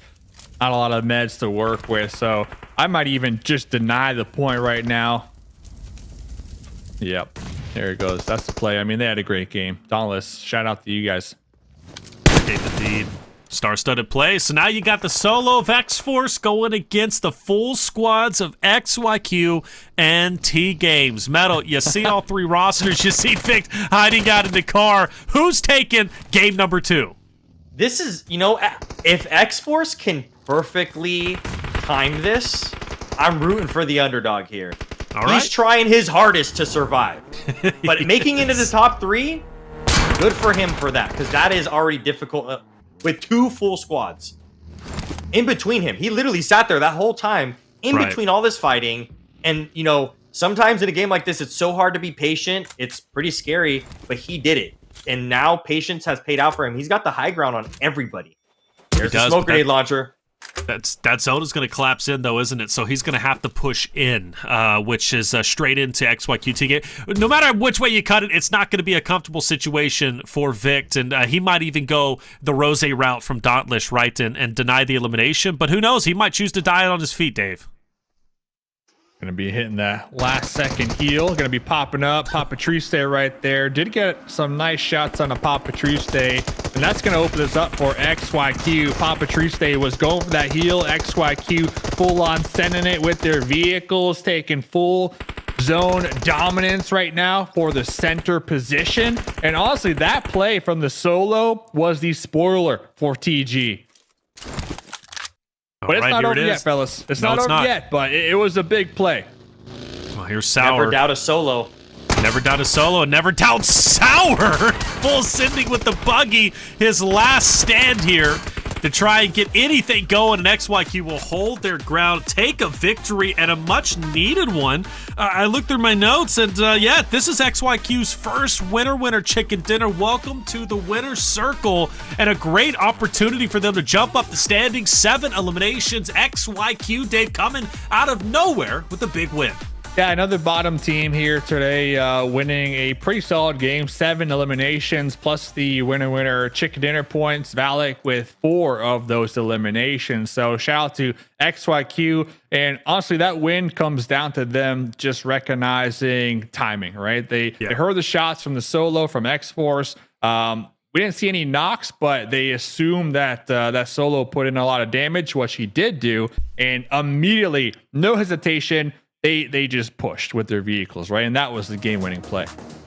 Well, we started off hot and heavy, right, Meadow? It was Ace of Spades being challenged by Maryland, and, well, we know how it ended up unfolding.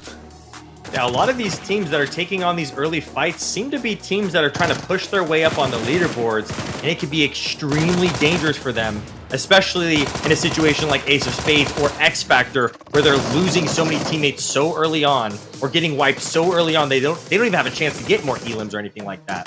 So this could be super detrimental to their placement on the leaderboards, and you know, each game is so important, especially this early on.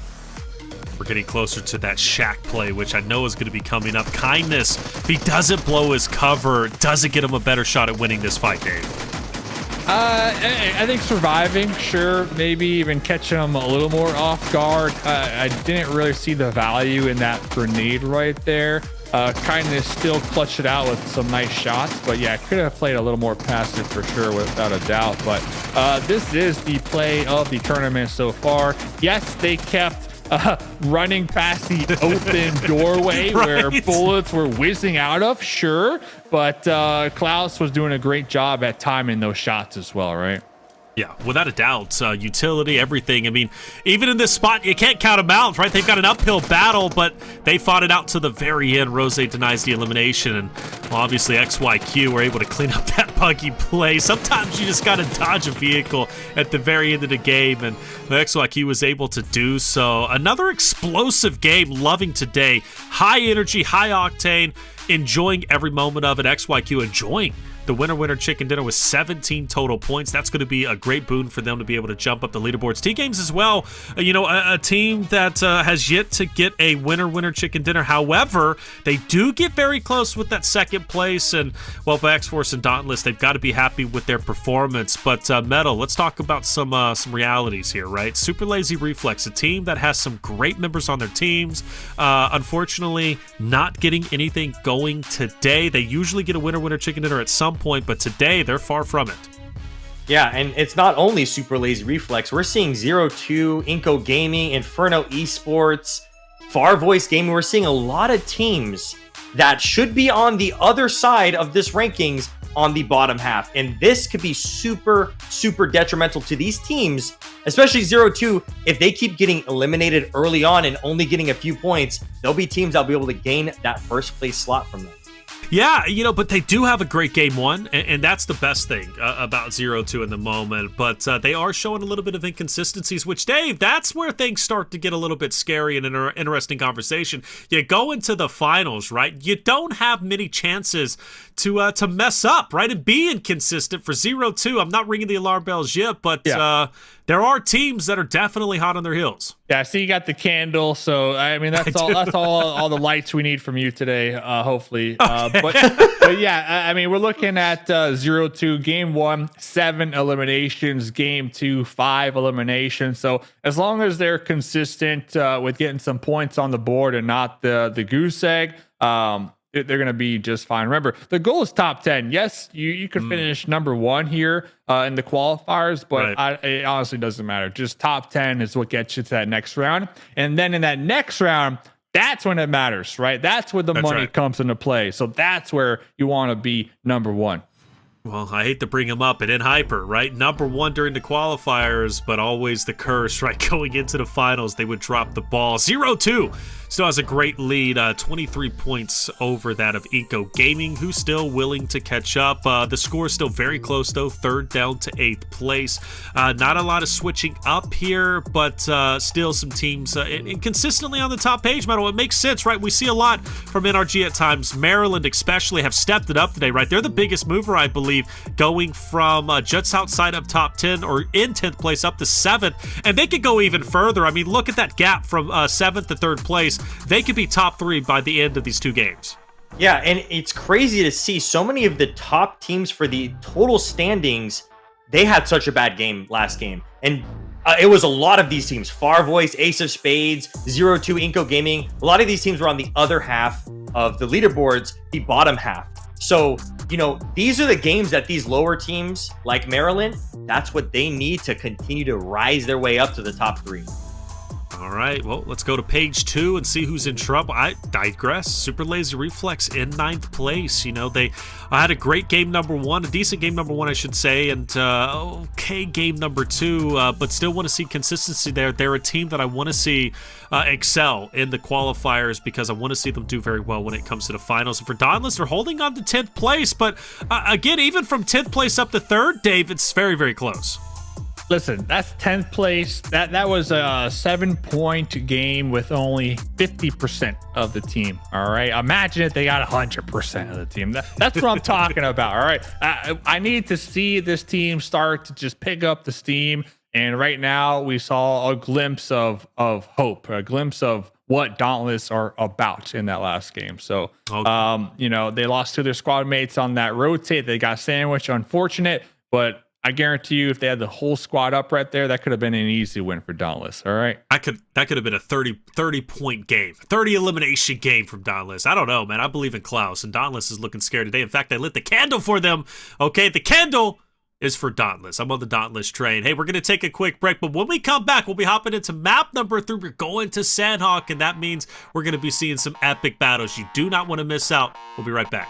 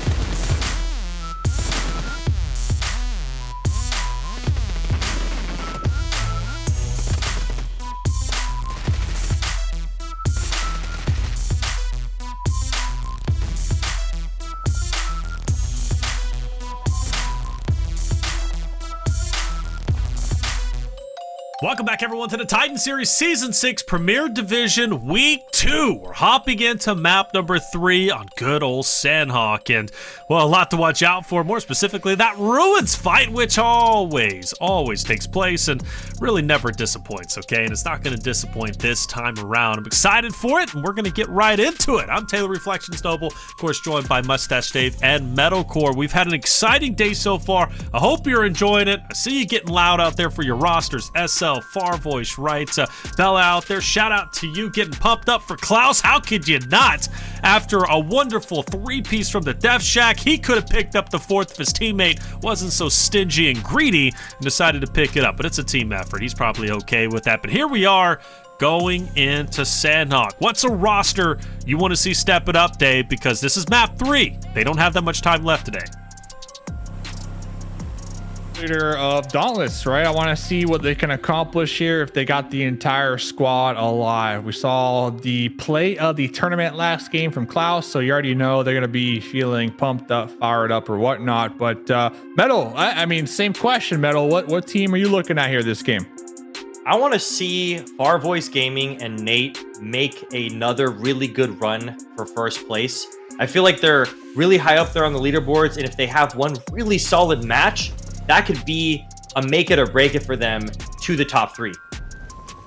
Farvoice, they've had some moments to shine, and they make things exciting. They really do. They really do, even if they're, few and far between against, Nate, Scottish, right? Here we are, NRG versus Maryland. Maryland, in my opinion, needs to win this. They're on the up and up. They're on the come up. They're very close to breaking into potentially the top 3, but if they lose this fight, they miss out on this map, well, they could be in trouble, and already off to a rocky start. Becker's down. NRG has the man advantage now, 4v3, and the remaining members from Maryland need to be on high alert. Metal. Yeah, I feel like this could be a super dangerous situation for Maryland if they don't get out of this, or if they get out of this with a little amount of teammates. They already lost one, so this changes up their game. But it looks like NRG is getting third-partied because people know that there's already a party going down at Ruins. I don't get why I don't get why Ruins be so hyped. But this is it, and that's it for Maryland. The first team to be eliminated. But not it for NRG, because Dave, INF, they're moving in. You made such a great point. Maryland, we're on the up and up, right? And you guys are both saying, Maryland, the Scrims, they're awesome. Listen, all right. Did they do that in Scrims? Because if they did, I would hope that they wouldn't repeat what happens in Scrims, right? There's no reason for a team to be hot dropping Ruins. We saw that all last season in PMSL. It doesn't work out for anybody involved. And I love that, you started this Reflections with they're on the up and up, right? That was such a key takeaway because they were, in fact, gaining momentum. Game 1, Game 2, they were getting eliminations, they were getting placements. And then come into match number 3, they decide to hot drop another squad. It doesn't even matter who the team is. The fact that you're putting yourself in that situation is just complete RNG. You never know what you're going to drop on, what weapon you're going to get, where your opponents are going to land. It's just a complete flop, right? There's no reason for that. And, well, boys, I'm sorry to tell you, I don't care what's happening in Scrims. They killed their momentum, all right? That was it right there. So, Maryland, see ya. Dave, I love the banter with you, but you're 100% spot on. You really are, right? Maryland, they don't need to do that. I love the Ruins fight. I'm going to continue to hype it up. I want to see it every single time. Why? Because it's a fight right off the rip. Who doesn't like our early initial, especially as a spectator, which we are, right, at the end of the day. But Maryland didn't have to do that. And in order to be consistent, in order to win championships, you've got to be able to sniff that out and be willing to put your ego aside and understand, hey, it's time to play smart. Let's get looted up. Let's get kitted up. Let's play for zone. Let's play for positioning. It's not all about the flash in the pan, early engagements. It's about being smart and playing for the longevity of your roster. And speaking of longevity, Farvoice, a team that you just pointed out, Metal, I love where they're currently at. They're center zone. They've got Paradise basically by themselves, depending if X-Force decides to move in. But Farvoice, I'm feeling a good game for them, Metal. Yeah, and that's a great place to get some solid loot, get 32 grenades in your inventory, ready to go for endgame. I am surprised with Sanhok that these teams are dropping on each other and fighting each other because, like you said, doing that so early on, it's so dangerous, and it's not the most smart move, especially on a map that doesn't have easy ways to get out of situations. But it looks like Nate taking out a couple of X Factor. What's going on there? That's crazy. Yeah, Big Nate. Farvoice. Big Nate. Farvoice putting in some work. But yeah, see, a vehicle like this is rare on Sanhok. So I feel like when teams are landing on each other, there's no quick escape method. These are the very few vehicles that are on this map, because it's just more of a, hey, let's just run around kind of map. There's very few vehicles that spawn on this map, and yeah, just taking that early fight's just super dangerous. There's no way to get out of it. You got to win it or you got to lose it. Luckily, NRG did win it with 4 strong, and that's going to be great. They need it because, again, INF are moving in on them, and eventually that fight is going to go down. Not just yet, but eventually it will. Not to mention, Super Lazy Reflex is also in the vicinity, so you've got a lot of activity still on that dead end of the map, and, well, they've all got to rotate up basically the same route to get up to where boot camp is at, right? To get within that zone. So their lives are going to get a little bit more difficult as the game continues, Dave. Yeah, their lives are probably already difficult, because of where they are on the leaderboard. But yeah, it's going to become even more so. And talking about difficulties, we still got a couple squads locked in horns. Yeah, this is exactly what I wanted to see. Inferno Esports, they did slowly creep their way up behind NRG in runes. And Pika going to be right behind this boulder with the M4. I'm looking for Pika's squad mates with the support. Looks like Paige is very far from his teammates in the front line. And to make matters worse, SLR are also in the general area here. So right.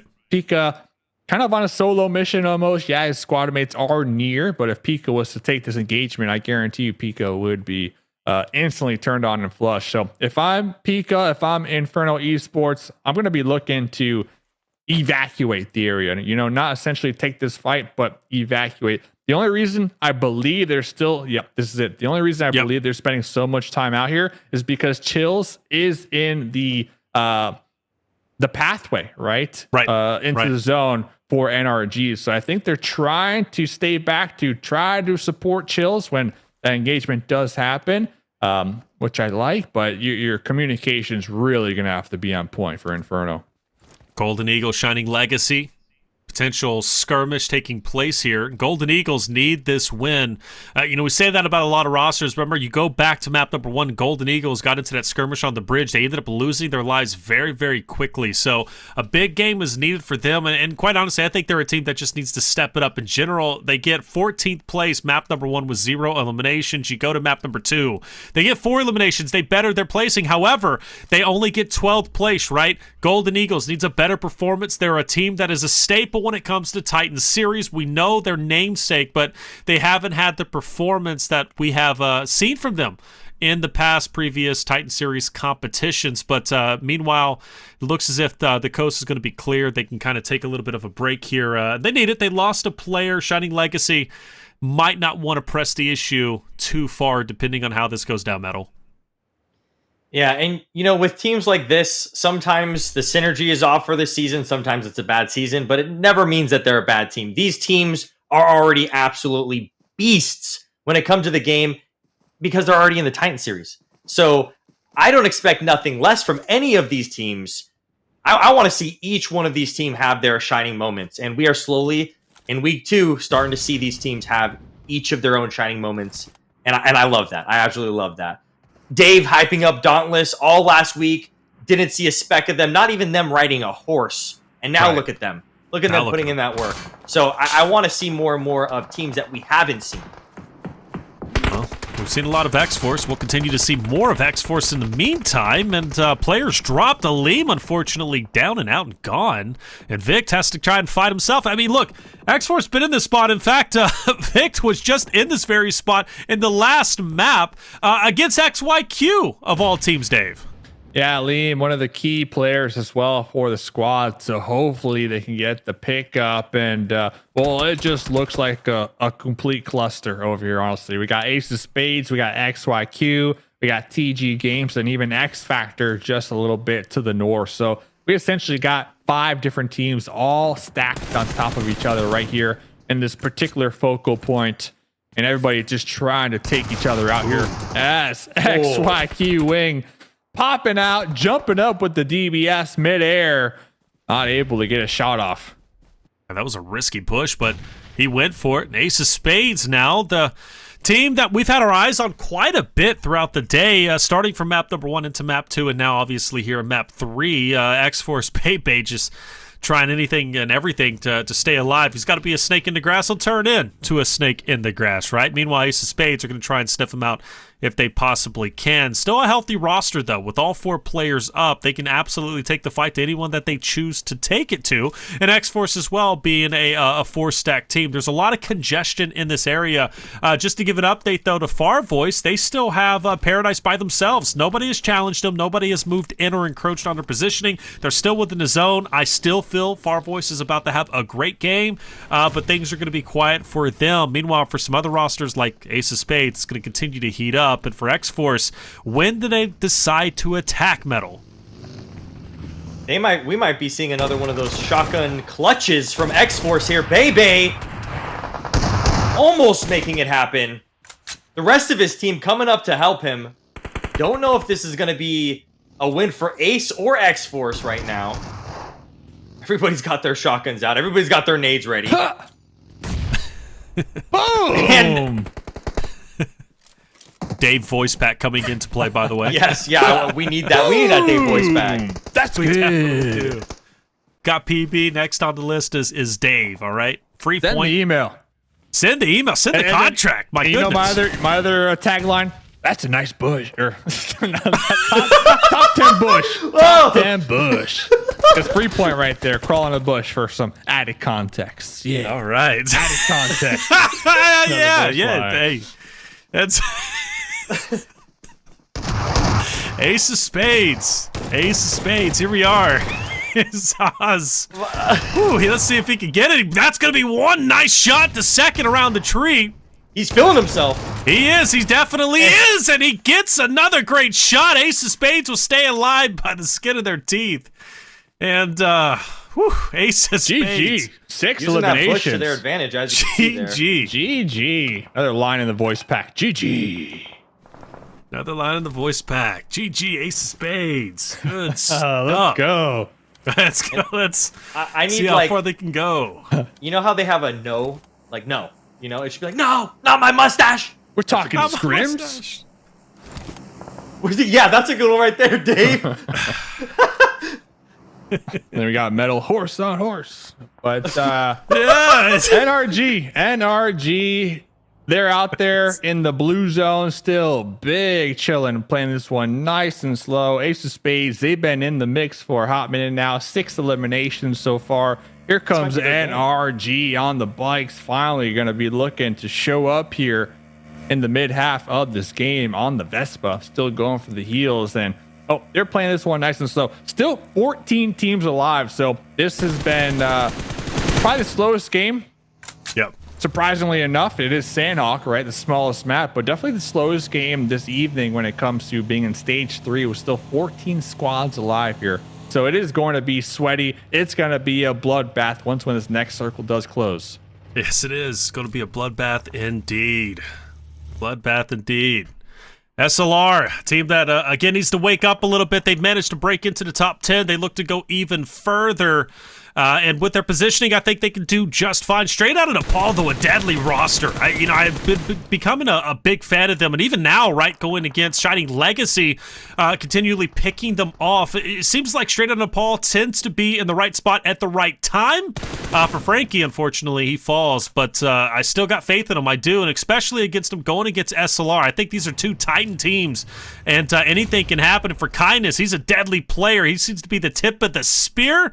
And for Sage, being gate-kept by the pop of blue. Ooh. Not going to be an easy spot to get out of. Crusher has been crushed, Dave. Crusher getting crushed. Great zone for Dauntless. I was looking, unfortunate for Dauntless. They already lost one of their squad mates, but Sage with the bait play in the back line right there, able to get an additional elimination before getting taken out themselves. So I'm looking at Dauntless. I'm looking at 0-2. Two of these squads are pretty much as center as you can get right now in the play zone. 0 eliminations on Dauntless. NRG, they're going to have to make a push to Paradise Resort. As we saw earlier on, we do got Farvoice in Paradise Big Chillin'. So we're going to have some engagements happen now, but big fan of where Dauntless are holding down right now in the new play zone.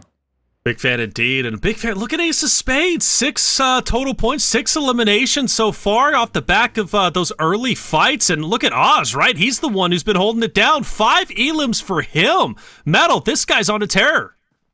And those 5 elims are definitely not hard or not easy ones that he came by. Every elim in events like these are always like you are working for it. So this might be Ace of Spades match. I want to see them.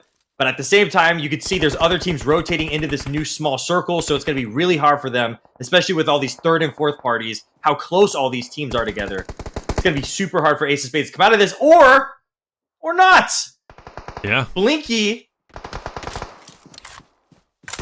they still have 3 up, which makes it a little bit hard for them. Beautiful nade for the finish. It seems like, sometimes losing one member isn't as detrimental as, you're just by yourself. You're the last guy on the team. So they can at least play a little bit aggressive. They can at least play where they're going after elims still. 7 elims on the board. I keep seeing Nate getting knocks. Yep. It's kind of crazy because now the action is starting to come. Ooh, Frady popping up. Frady was slowly crawling his way up, trying to spring the trap, and Oz is going to be quickly caught off guard, trying to get the heal, but pop in the corner.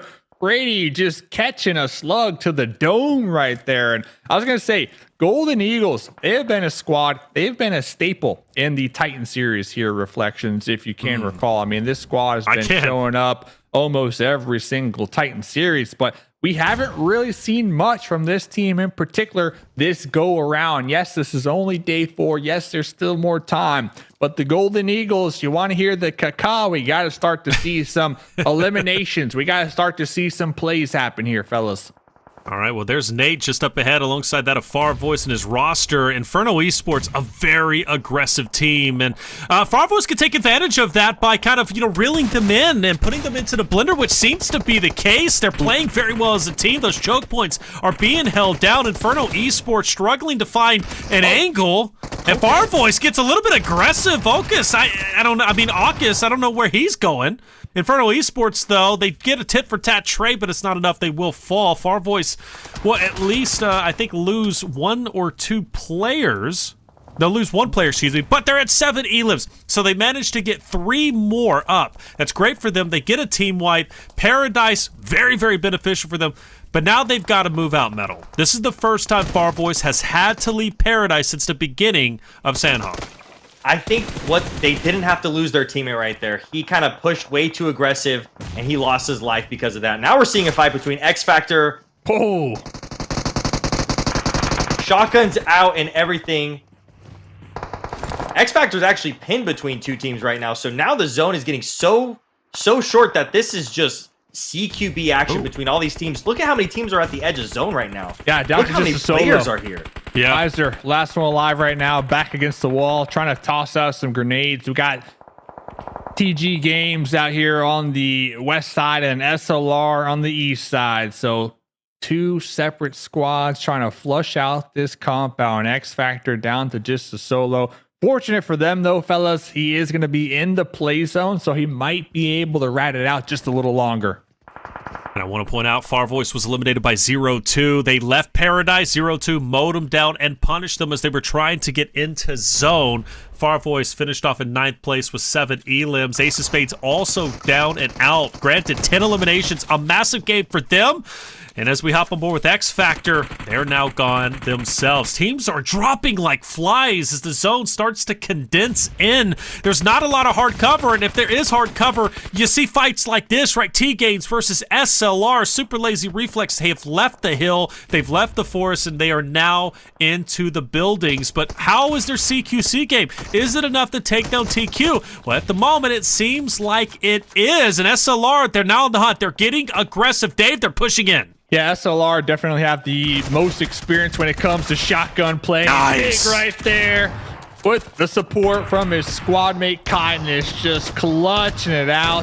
Sour, the last one alive now for the squad of TGames Esports, and you are out of here eliminated. SLR so good when it comes to the close combat shotgun engagements right there. And honestly, that play opened up the rotation for Baton from 0-2 to make their approach into the play zone. Will they survive, though? That's the question, because Nepal has their sight lines locked on them, and there goes Baton. So 0-2 also eliminated. SLR going to be in the south, Dauntless in their compound over here, Nepal up there in the north, and iNCO all the way at the tip of this play zone.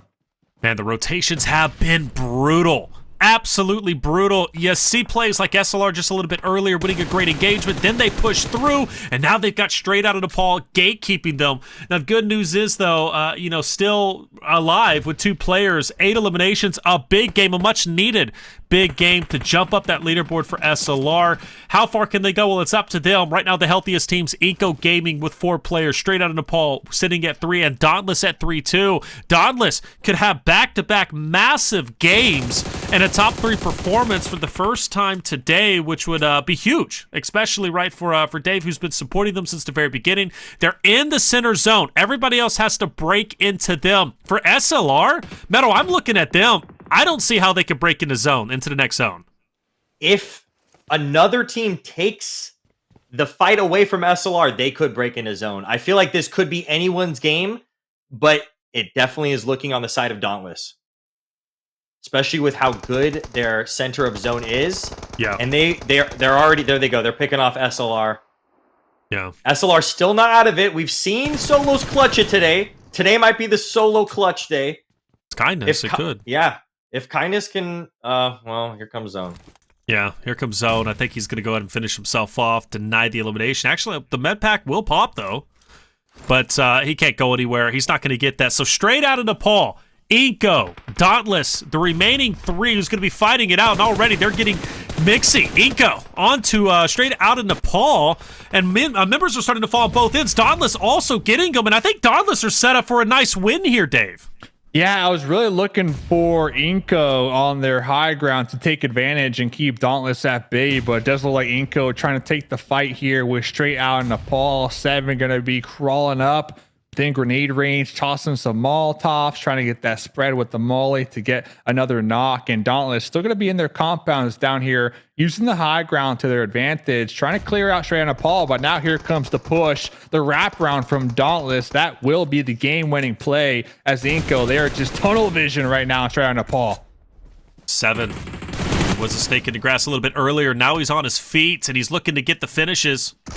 Straight up ahead. He's got to watch out for the coverage on the car, though. DBS out. He's going to manage to at least get a couple of chip damage. He's got his teammate just to his right side. Straight out of Nepal will finish off in 3rd. And now it's down between iNCO and Dauntless. And iNCO are running thin. Dauntless on the attack, and Dauntless will take game number 3. They've been on fire today. The fire has yet to be extinguished. They're jumping up the leaderboard. They'll get 10 points for the win, 8 points for the eliminations for an 18-point game around there. Dave, Dauntless on fire.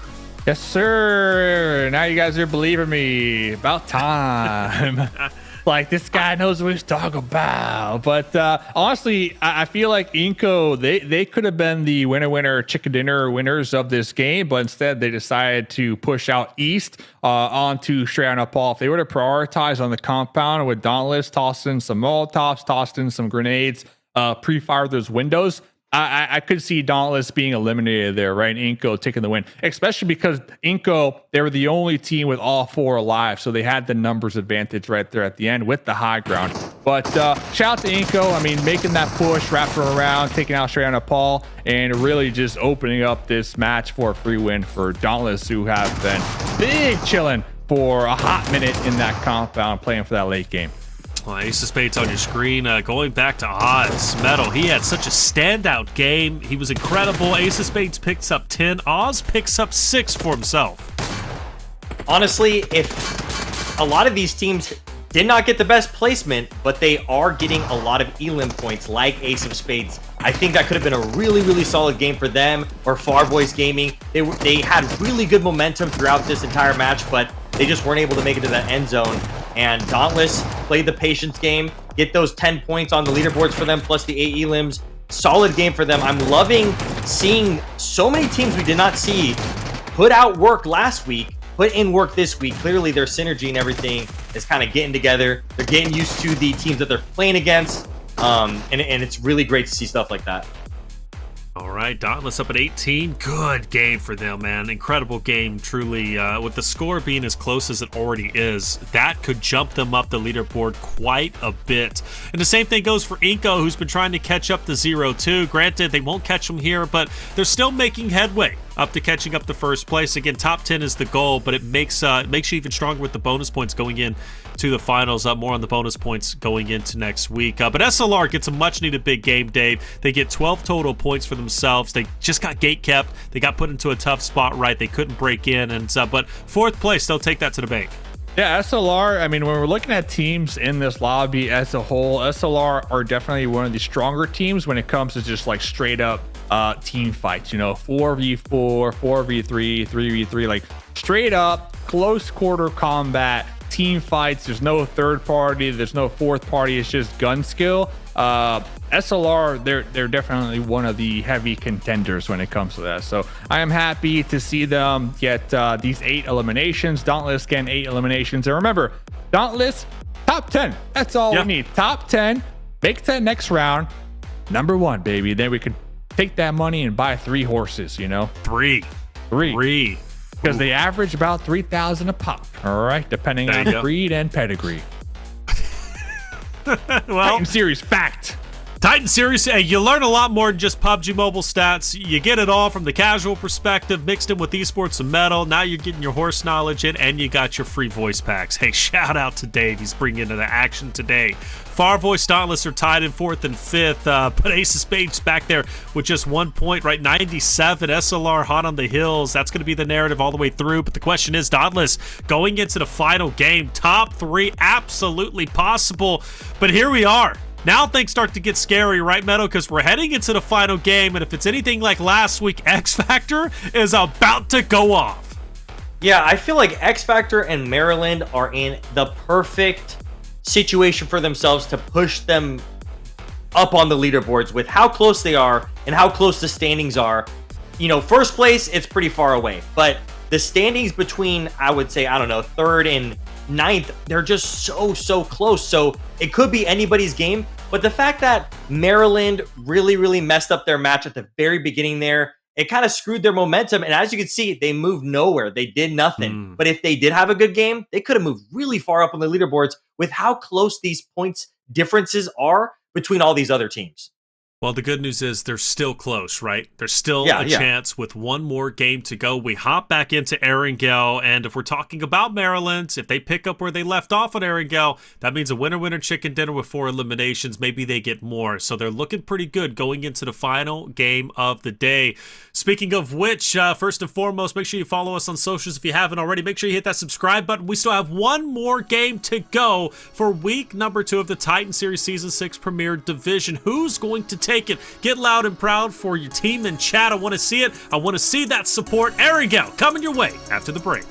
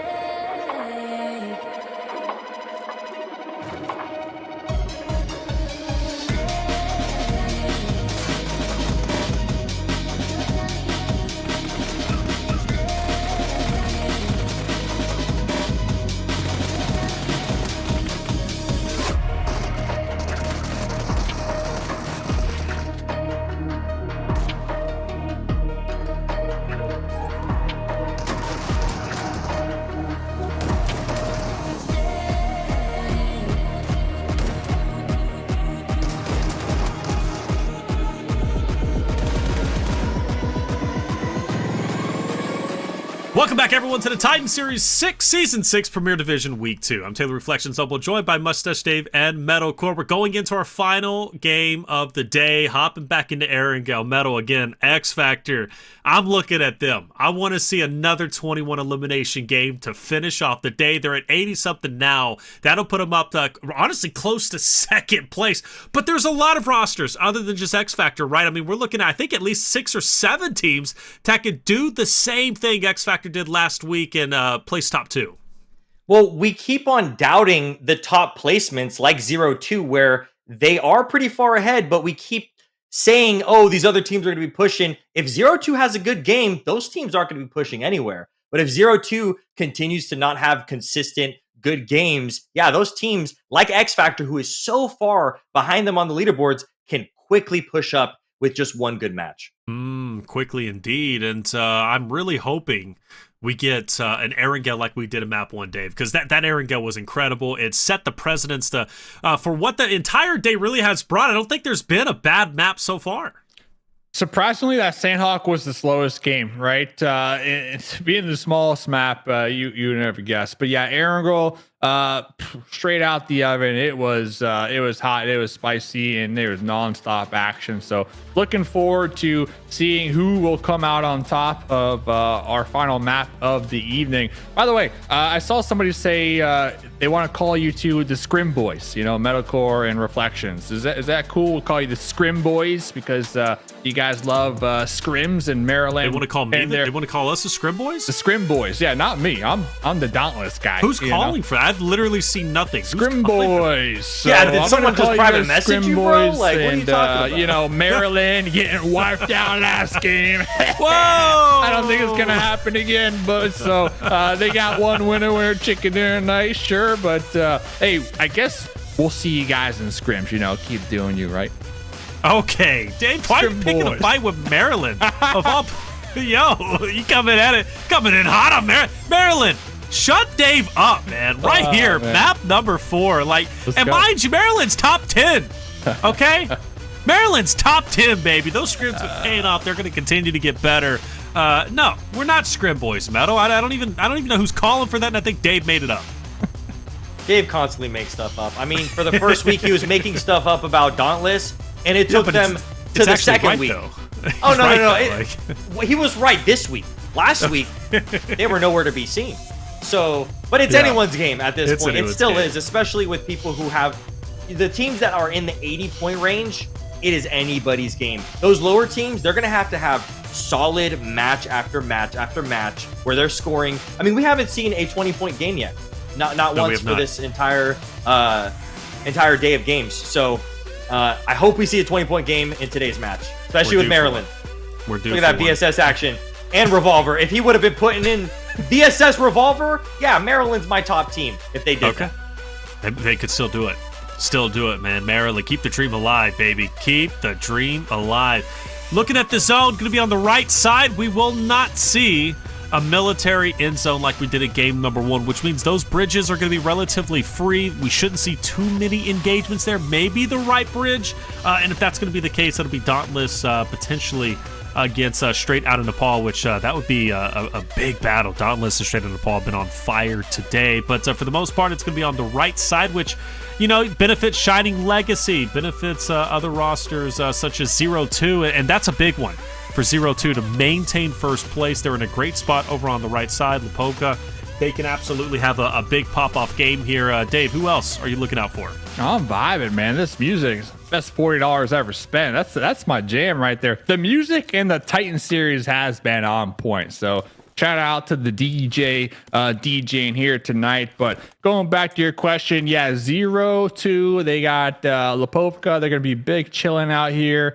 Crow in prison. So a little 3-1 split action happening right now. But I'm not too concerned considering we got maybe 5 teams in circle number 1, and the rest of the lobby, for the most part, are going to be on that west side. There we go. Looking ahead. Yes. Becker pulling out the horse here, doing it for Metalcore. This is why I love Maryland. Look at them go. Oh, no. Look at them go. Oh, wait a second. He's ditching the horse. No, never mind. Sorry, Maryland. You're not winning this match. I don't know why. He might pick it back up. Why not? Yeah, why I would he mean, ditch like, it? he's ditching the horse.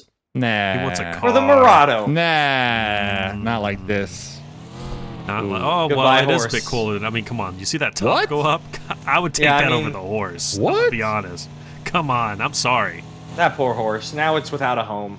Well, it'll, Only as we know, they $3.99, like you to could roam. adopt the horse. It's going to roam to the pasture. Go to, oh no, this is sad. It's gonna roam in the garage. Oh, look at it. It's Actually- roaming. There it is. I told you. Instant replay. We are not. Oh, yes. Yes. No. This is 10 epic. plays. Dauntless had the best clip. No, Maryland with the best clip right there. in the Titan Klaus, series. move aside. Oh, here we go. And an actual clip maybe developing. Bebe's already down. Toyota.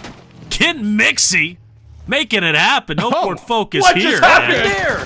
Somebody Oh, send in- Toyota, no! Okay. Oh, Hey, we're yes. back, baby. Break away from the fight. Let's go to the horse.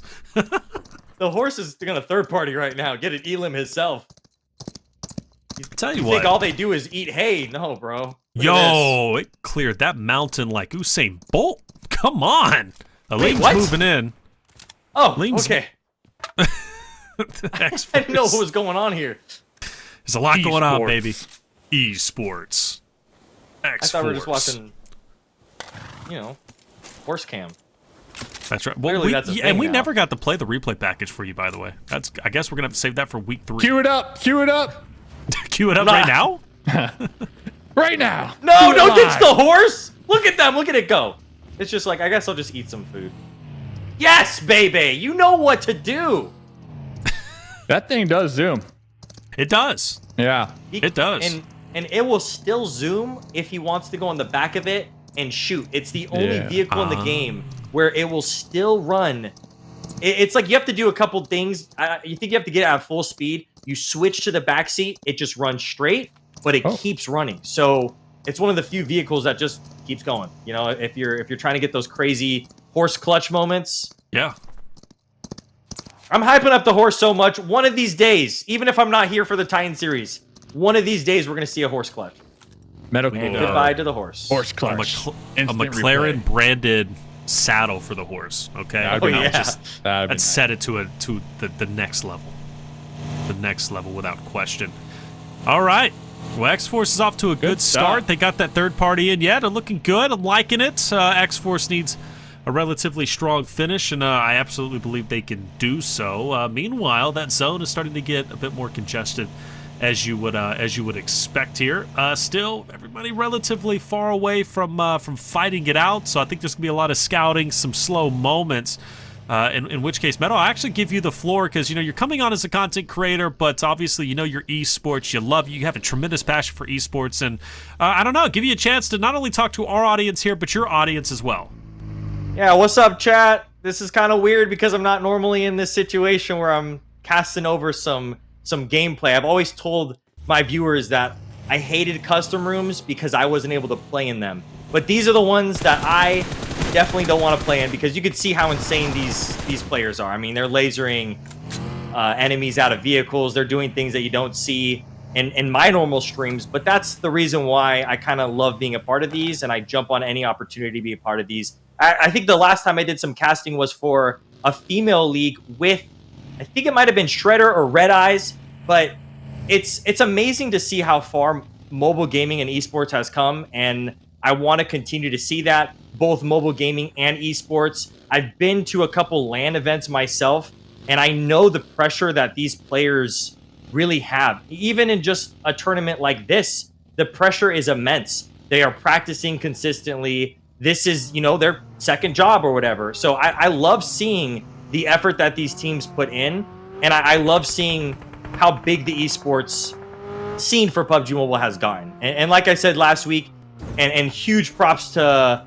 Titan Series for this, for also having a female league, because, the girls can play with the boys, especially when it comes to esports. I don't know if any of you guys have casted any of those, but I'm surprised because all those girls are better than me at the game, and I love that. We need the inclusivity for not only any mobile gamer, whether these guys are playing on a tablet, gyroscope on their phone, whether they're playing on a phone that's old, their phone that's new, these players have perfected their craft, and I want to see them continue perfect that craft with these. Like we heard earlier, there's a $4,500 Scrim League going on, and this is a $20,000 tournament, and it's just like, it's not part of the main thing that PUBG Mobile is doing. These are just like extras, and I love to see that, because this is exactly what the esports scene needs. And to my viewers, if you guys want to get involved, I pinned a comment that has the Titan Series link, and they have a whole website dedicated to the teams, dedicated to what the Titan Series is. I remember seeing it from the very beginning. Like Reflection said at the very beginning, he said, I've been here from for a long time, since you said you casted 8 months of the Titan Series. 1980, I think, right? Yeah, back in the back in the old days. I casted 8 months in the Titan Series, for free, because I believed in the program. Dave's been casting for 7 years, 4 years when it comes to PUBG Mobile. I've only been casting PUBG Mobile, hosting PUBG Mobile for going on 2 years now, but I've been around since 2012. But PUBG Mobile is a special game, man, and Titan Series is really kind of brought the Americas region together and gave them a platform, both men and women. Yes.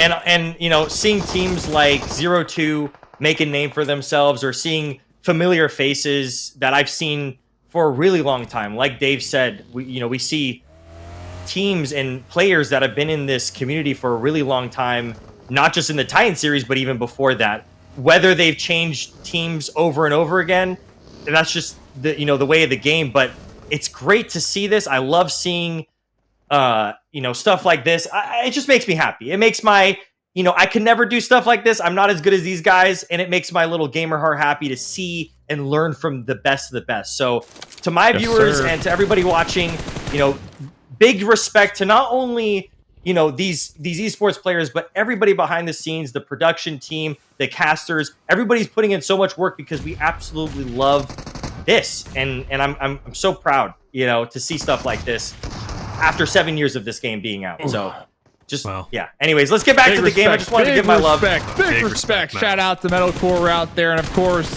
shout out to the observers, like Metal said, Mr. Flip, T-Mags, Red Eyes, and Cleaner the director. Shout out to those guys keeping the show running and, making it what it is. So getting into the action though here, fellas, Shining Legacy getting picked to pieces out here in the trenches up against the Golden Eagles. Golden Eagles, a team that I've been looking to make some moves happen here tonight. Looks like X-Force tried third party in this one. Golden Eagles finally getting some eliminations on the board. As I say that, the third party from a limb from downtown going to be catching one of the Eagles, Moso, off guard. Tell you what, Alim, he's been a nuisance today. You think you're in a safe position, you think the fight is over, and then Alim, he rolls up and makes things interesting. I also saw Vic down low for X-Force, being a snake in the grass, which he's done several times, and honestly, it's a great success. But for X-Force, they may not have the high ground. They might just have a little bit of, a dip in elevation, but it's enough for them to be put into the grave, or at least a couple of them. So for X-Force, they're going to have to play this appropriately. Golden Eagles, though, maintain their life. Good on them. Surprisingly, all 16 teams still alive. We've yet to lose an entire team, and which is really night and day compared to game number 1, where we were losing players and teams like flies. But I think we might be having an early exit from Golden Eagles. A great nade. Legend, the last one alive, trying to carry the torch for the Golden Eagles, and, well, he's a bit surrounded. You got Shining Legacy, you've got another roster, or iNCO, who's also just up ahead, and for Legend, I don't know if he's going to be able to make it happen, but luckily he's got the bunker. If nobody pushes him, Golden Eagles, they live. Yeah, Freddy crawling down here in the bunker to safety. Looks like we might be getting the pickup over here, but iNCO showing up. Crush, kaboom, with the shotgun slug, swapping to the Scar 4 times. Scope action right there. iNCO getting some additional eliminations. Dirty play, man, because Crush, he gave Golden Eagles just enough hope, Metal, right? Gave them the time to res. They thought, okay, we can actually make it out of this. And as soon as the res went off, Crush was there to crush the dreams. I'm surprised that we're seeing so much action in this section of the map. And that's why, like, going back, I love esports. We're seeing fights that we normally never see. And we're seeing pushes now. I feel like these teams are getting a little bit more used to each other and are being way more aggressive week 2 than they were in week 1. Getting a little bit more confident, maybe, you know, felt out their competition. They're more comfortable when it comes to being on the broadcast, streaming. You know, there's a little bit of jitters and nerves, shaky hand syndrome, right? Whenever you're not used to being broadcasted and casted over, regardless of the audience. It's just, again, that red light fever. Sometimes it's good, sometimes it's bad, but I think in week 2, everybody's starting to kind of settle in. Crush has been a nuisance up here on the top bunker, and now with Shining Legacy going, where Golden Eagles were just finished off, Crusher is looking to potentially end them. We'll see if they can do it, Dave. Yeah, it looks like iNCO. You could tell they're playing with vengeance here. They're pissed that they kind of threw that last game where they could have easily got that winner chicken dinner. They went for the eliminations instead of the win. Come into match number 4, they're being proactive. They're taking out their opponents, making sure to clear their backsides before pushing forward. Already with 4 eliminations. So iNCO setting up for a nice game for probably high placements and maybe even a win. I mean, just kind of looking at how they're bouncing off of zone to zone this game. They are posed. They are posed for a winner chicken dinner. I feel it. All right. I hope they get it, man. If you feel it, I feel it too, brother. Feel it. You feel it, I feel it too. Next Dave, zone doesn't feel it, though. Well, you got a sixth sense about these things, man. So when you say stuff like that, I start to listen. I've become quite a believer, though. That zone, though, it's a bit weird. Zone doesn't feel it. Zone doesn't feel Another it. voice line. Hey, flip it, ship it, baby. Send the contract. I'm ready. I'll buy it. I'll buy it for sure. Look at NRG, though. NRG going to be pushing to the north. Instead of sending it to the beach, they're actually going to be looking to take the fight up against iNCO. Yeah, very interesting push right now for NRG.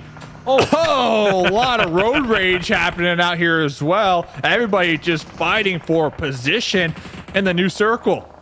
And Maryland, unfortunately, will lose one player as they look to be in a little bit of trouble at the moment. And now things are starting to get a bit chaotic. You know, for the longest time, 16 players are remaining throughout 3 complete stages. Now in stage 4, we've lost quite a few. X-Force, SL Ace, as well as Golden Eagles. And Scottish on your screen, always great to watch him for Farvoice. They had a bit of an early exit last game. I expected them to have a great game on Sanhok. They had Paradise locked down for the longest time, but it was 0-2 who took them down. This time, Farvoice, well, they want to go even further. And 0-2 is right there. They could potentially get revenge in this moment, Metal.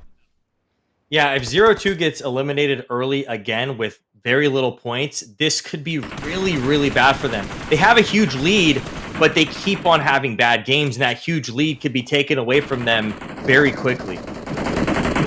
Quickly indeed. Here's that iNCO fight you mentioned a little bit earlier. Of course, it was against NRG, and 24K is finished off. NRG now in dire straits as 2 players are down, only 2 more remaining. iNCO roaming the area, and you will have Inferno, who's going to be just up ahead, a very aggressive roster, and wouldn't surprise me if they push straight into Gary and, well, the entirety of iNCO, Dave. Yeah. Oh, Gary on the hill top right now. Needs to avoid getting ran over. Needs to avoid these grenades. Pika cooking one down below. Gary also getting third party from long range, but Gary's squad mates trying to get the alternate angle. Looks like Pika just putting in a lot of work in the front lines, and there goes the final member of iNCO, taken out from INFERNO Esports, and the help, of course, from the third party from downtown. But Inferno still alive, fellas. 2 eliminations here. They should be able to get both pickups as well. That'll be good for them. That means they will be at a 3-stack, which is going to be great because, well, there's only a handful of rosters. Super Laser Reflex, TGames, and XYQ who are sitting at 4 for the most part, though 3 is going to be very, very strong. NRG, I thought, was going to be in a bit more dire straits, but they seem relatively healthy. Granted, I say that straight out of Nepal, though, from a distance, is putting the pressure on them, Metal. Yeah, straight out of Nepal is really good at applying pressure. They're a solid team that I feel like they do consistent, but we haven't seen any huge games from them. I also want to add that Ace of Spades and iNCO getting eliminated pretty early on is going to be pretty hard to see what happens on the leaderboard for those teams. I was really rooting for Ace of Spades, especially after they were doing pretty good. But again, I feel like this could be anyone's game. And especially with this new zone shift, this is a zone that has very little buildings, especially on Erangel. We've got partial water, partial cliffs. I know some of those cliffs you can't just get up. So if any of those teams end up near those cliffs, they might be stuck. But can a horse get up those cliffs, Metal? A horse can do anything in this game. There you go. A horse can do anything in this game. That's all I believe you need. in the horse. With the horse, nothing is impossible. Remember that, guys. You got it. You got a math test coming up. Buy a horse. As we found out earlier from Dave, $3,000. Buy you a horse. On average, excuse me. On average, sometimes you get them cheaper. Sometimes they're more. the cost of care, which is the real, payday right there. But now, if you want to go to Kentucky Derby, though, it might be more than 3,000. Might be more than 3,000. Without doubt. XYQ looking to breach some compounds. XYQ had one good game here tonight. They were looking pretty good. Besides that, not a lot of flame, but let's see what they can accomplish here. They are going to be working together as a unit, as a squad, trying to flush out Farvoice Gaming, who are somewhat separated. It looks like Farvoice has a member on the rooftop right now of where XYQ are currently holding down. XYQ, a full squad. Scottish looking for the off angle, the surprise factor over here. Looks like that squad mate not looking to stay on top of that rooftop. So both of these teams going to be right there on the edge of the play zone out here on the east side. Nice. And Valak, ooh, got caught slipping right there. That's a great angle. Great angle indeed. Now Farvoice, I think they push up in this moment. They've got that first knock. You got to take advantage of this. When you get that first knock, you've got the man advantage. This is where you apply the pressure. Wing has no choice but to try and go up top now, and all three are going to kind of bunker in. I've seen this play out time in and time again. Sometimes it works, sometimes it doesn't. Do you wolf pack up the same stairway? Well, now you got to watch out for potentially a third, or it should be Trick. XYQ on the outside. Farvoice wasn't ready for this, and Scottish is Trick with the nade out. Doesn't fall, it doesn't. Scottish takes him, and maybe there's a chance. Scottish looking to go off. That's going to be now 2 down. And what XYQ I thought had an advantage now turns into a disadvantage. They're getting wiped off the map. And Valak is now the saving grace for this XYQ roster who looks so healthy and is now in dire straits. Dave, can Valak get the job done? I don't know. Our boy Scottish is just steamrolling them down right now. Scottish with 3 eliminations. Valak, no meds, back against the wall. No Molotovs, no smokes, no grenades. Not a lot of health to work with as well. Scottish looking for the squad wipe here, boys. This could be it. Man, we keep on seeing 3 pieces from these teams. Nobody gets to finish off that 4th. But every time we see these 3 pieces from these just solo players putting in work, they're crazy. Like, it's some crazy action we're getting. So, shout out to Scottish there. The French Scottishman. French Scottishman, exactly Scottish man. All right, Coops, 1v1. Again, straight out of Nepal. I believe that's Blast up ahead. Coops, feeling himself. Trying to bait out that nade. Sees it. Rotates. Another angle. DBS out. Maybe a chance. Blasto hits some great damage. Coops holds his ground. And Coops will win that fight. Straight out of Nepal is out of there, Dave. See ya, Straight out of Nepal. Last game, Straight out of Nepal. They put in some work. They got some elimination. So they at least had a solid game here tonight. This is going to be game number 4. The final match of the evening. The 4th day in the entire Premier Division. Remember, top 10 make it to that next round. We're going to have next week as well. Valak's still alive, so I almost feel like they forgot that there's another squad mate in the general area. Hello? But Scottish going to be in the front lines at the roadside, looking ahead, looking inwards over here. And talking about solos, Pika. Pika, big chillin', like I said, top 10 Bush. NA right there. They don't know he's here. Going to be overlooking SLR and TGames, little skirmish happening over here. Pika probably not going to move though. Probably not going to move. Just try to survive a little longer as we have 7 teams remaining here, guys. Metal, look at this. This is just a hodgepodge of teams. I'm looking at this and I'm thinking to myself as a casual player, there's no way I'd make it out of this alive. See that horse in the distance? That horse is making it out alive. I do. I was like, yo, Where? Look at it go. Where? No, I love to the right, in the middle. But I do love what Pika's doing. He's using that huge TPP peak of the vehicle to keep an eye on everything that's going on because he is a solo player. But at the same time, nobody knows that he's in that vehicle. So unless he starts getting, just like fired and lasered on, I feel like that's a good position for him, especially as a solo player. And once again, we keep seeing solo players put in work. So let's see if Pika or Coops can do something here. Ooh, Coops, right? Ooh. Coops, a star-studded player. Love watching him compete. Just like Pika, I also want to see Coops go far, like you said, man, because these solo players have been incredible, but these solo players are going against a wall of people, Dave. Yeah. I mean, right? 3 players on 0-2. Full Force has, what, 3? And then you also have SLR, TG. It's both with 4 players themselves. Like, these solo players have it out for them. Oh. 0-2. Safe. Can't touch me. Coop's going to be in the next play zone right now for the time being. Oh, but Baton. Oh, we're going for a challenge. So Baton has his squad mates on the high ground providing support. Going to allow Baton to really maneuver in the situation here. Got a nice little grenade. Coops not able to go for the heal, trying to take some shots at the Guardian Angel Capri's down range, but that was just a beautiful play from 0-2 right there. Well thought out, calculated. Should be able to pick up Crow, but there goes Coops. No, 0-2, you notice they'll take the outskirts. They were setting up for what the old zone was, obviously getting back up their player, but now they're going to have to work their way in. They still have the dead zone map. They're poised for a deep run in this game. They've already made a deep run in top 4, but I think they're going to go for gold. I really do. I think 0-2, this is their game to make it happen, especially with these these fights taking place. I mean, Metal, you look at SLR, right? They're going against TG just up ahead. These teams are going to cannibalize each other. 0-2 are going to be happy to kind of stay to the wayside and waiting to get the winner chicken dinner. I mean, I've been hyping up 0-2 all day long, and I want to see them, I want to see them win. Especially, like you said, these teams are cannibalizing each other, but 0-2 might come in for the third party. Malkin turning on one of those 0-2 members. SLR now eliminated, so we're now down to our top 3 teams. Got him. Nice. Got him.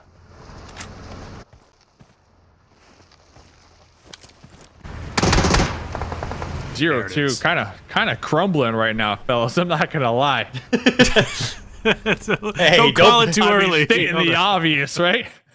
I want to see 0-2 finish strong, man. Me too. I need. It's like I look at the stats. I'm like, oh, they won a game, but off broadcast. It's like, but it's elusive. It's like, can they win it on broadcast? Are they actually winning games off broadcast? Like a chupacabra. Yeah, you can't see it. It's like you heard the legends, right? But is it real? Can we see the legends? Can we see the legends? So they did get Baton back up, so we might be able to see it happen here, fellas. Especially with Vizan out here just doing donuts, really baiting TGames over there, just shredding them down. So we're gonna have a straight up 3v3 here in the final game of the evening. Doesn't get any better than this. Get your popcorn ready. This is gonna be the final showdown of the evening out here. Got the hovercraft out of all the vehicles too. I mean, I have never seen a hovercraft run over. That's something I would like to see. Oh, that you're is gonna see it right here. Right here. On my bucket list. Doesn't have good maneuverability on land, let's be honest. Oh, he's stuck! Capri's out! He's pincered! No. Oh, what a collapse that was. Now 0-2 has to go at it with just 2 players. But the good news is, Metal, right? Everybody has 2 players. I guess TGames has 3, but, I mean, everybody's kind of in a rough spot, so 0-2 can still win this. Yeah, I mean, the crazy thing, the vehicle he just drove in on, you can't shoot out the side. So he was in a really, really disadvantage. Once you're in that vehicle, you're locked in. So he was trying to make a play. He got stuck. It didn't work out for him. Let's see what 0-2 can do. It's now a 2v1v3. This is going to be a tough one. This is a weird zone. Yeah. I think everybody's resetting right now. It's very quiet for it being end game. Everybody's kind of giving themselves a chance to. And Farvoice, we've seen them clutch it up as a solo before. Can they clutch it up and get a win in this situation?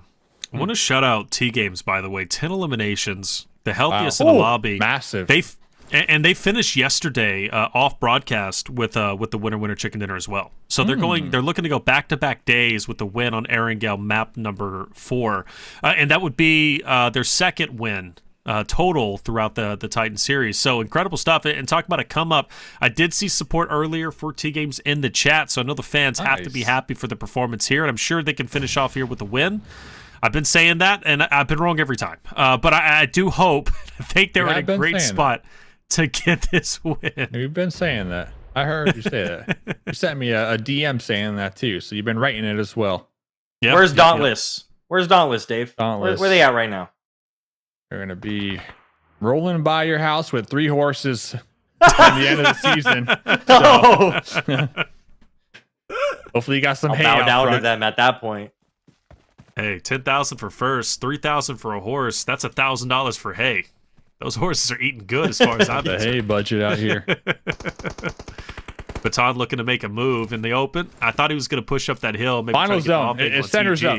Yeah, it centers up. So Baton is in a good position. Crow trying to shots with Baton. Crow just lasering across the way. Finally, go on Crow. Baton. He's about to go off. Yeah, Crow was connected on though. About to go off. He got traded on. He's on the rundown. No!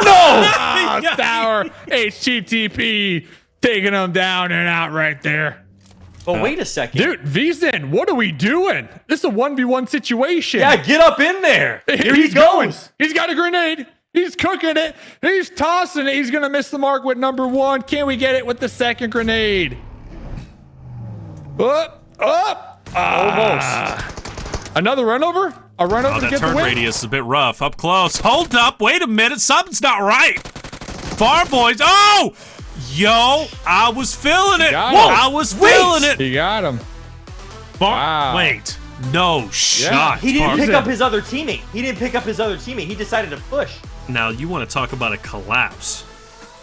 T-Games just burned to the ground. Now, granted, second place, 12 elims. They'll take that to the bank, but it's another one of those. Hey, T-Games got it in the bag, and they don't. Been saying it all night. Just been absolutely wrong. All night metal.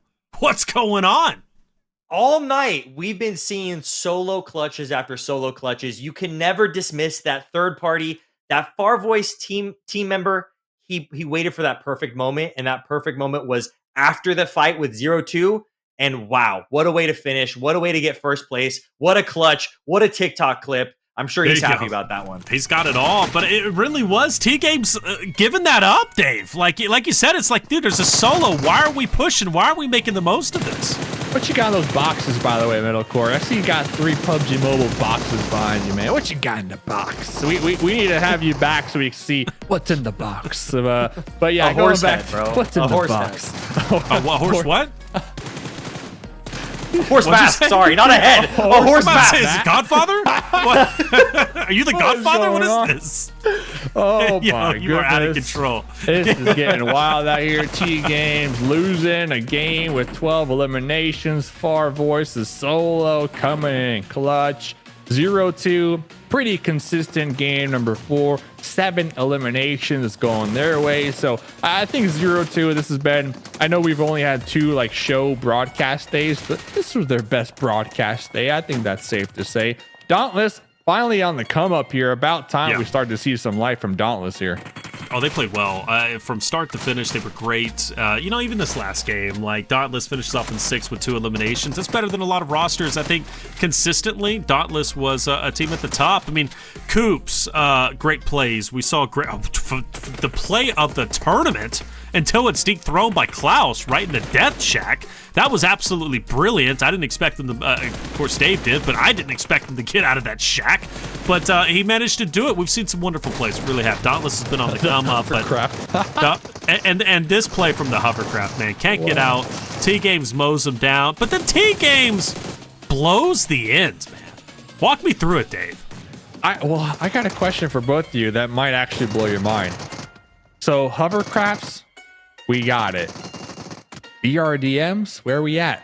Where are we at with BRDMs, fellas? That's what I want to know. All right. That's a question for the people, the universe out there. But Farvoice Gaming, 17 points coming in clutch. TGames, 16. Second place, 0-2, baby. 12 points totaling. And SLR, Super Lazy Reflex, we got 10 points on the board. I know day one, Super Lazy Reflex, that was your team, Reflections, that you had your eye on here in this tournament. I did.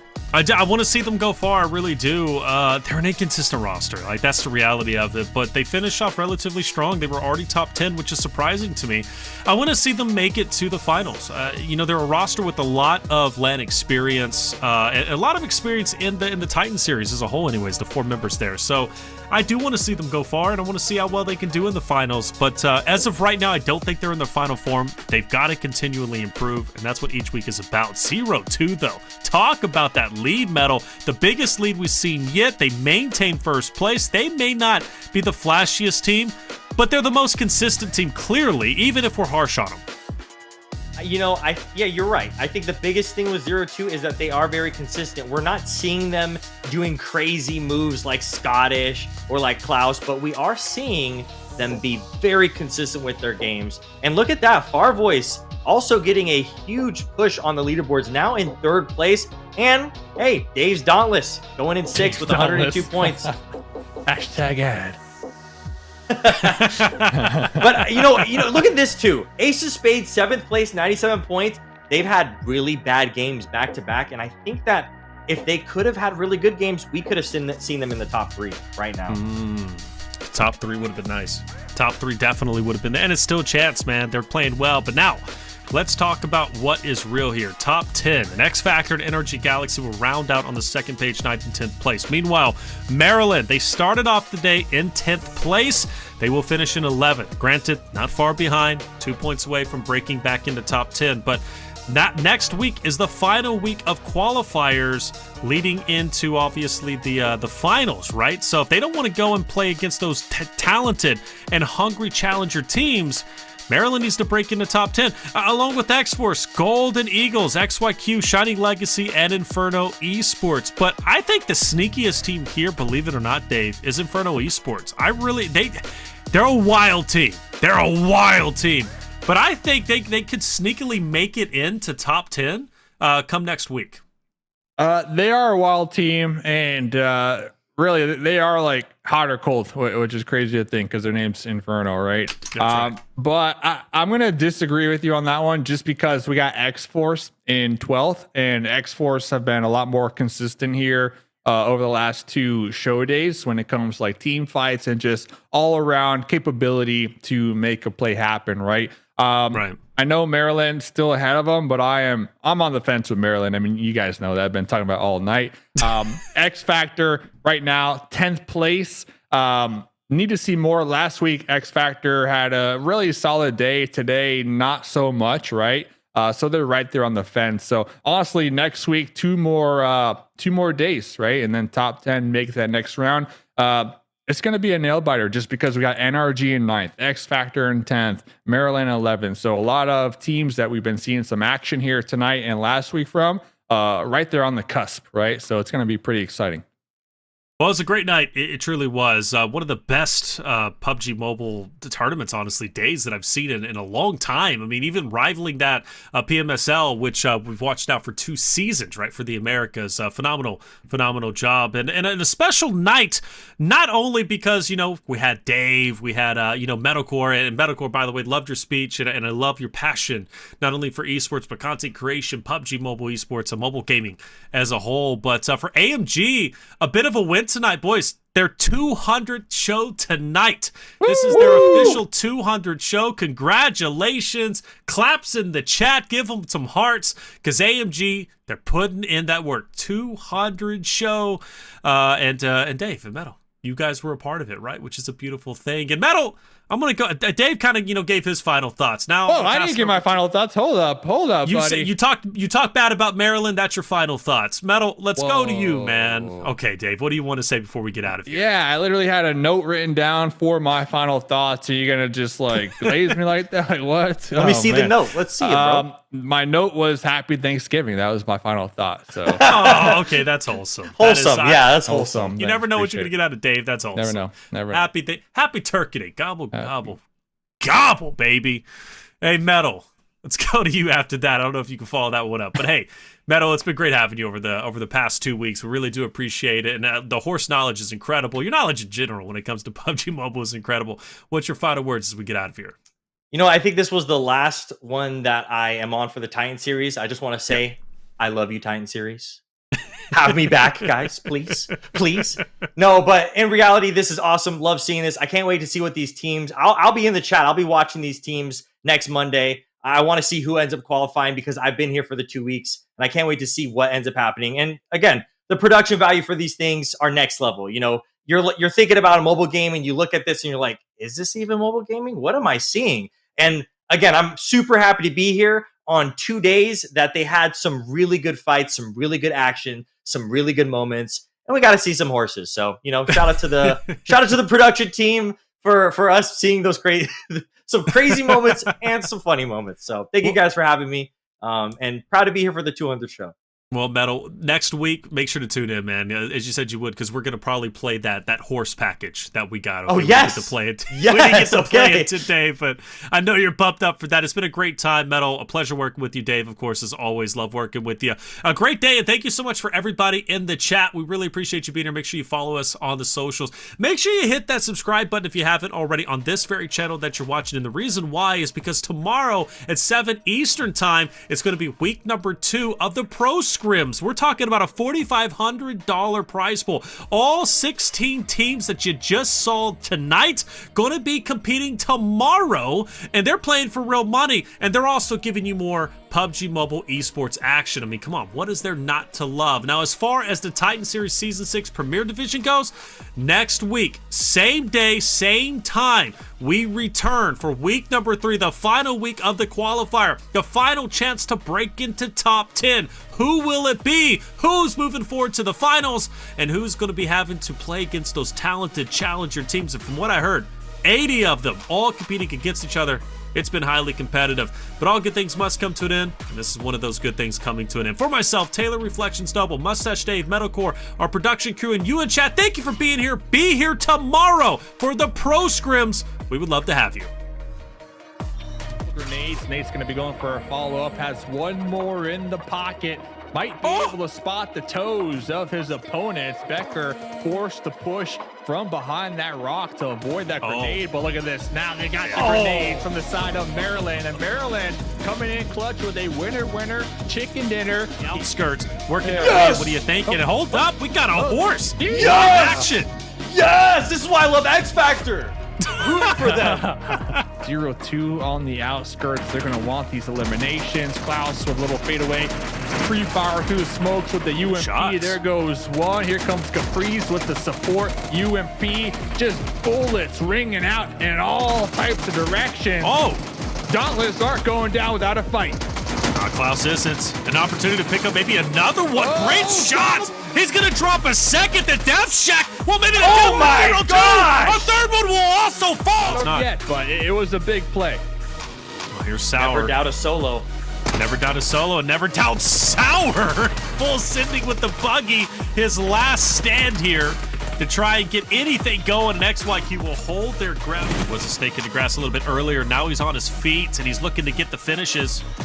Straight up ahead. He's got to watch out for the coverage on the car, though. DBS out. He's going to manage to at least get a couple of chip damage. He's got his teammate just to his right side. Straight out of Nepal will finish off in third. And now it's down between iNCO and Dauntless. And iNCO are running thin. Dauntless on the attack, and Dauntless will take game number 3.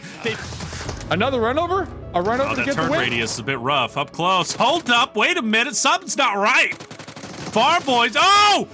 Yo, I was feeling it. I was feeling it. You got him. Wow. Wait. No shot. He didn't pick up his other teammate. He decided to push.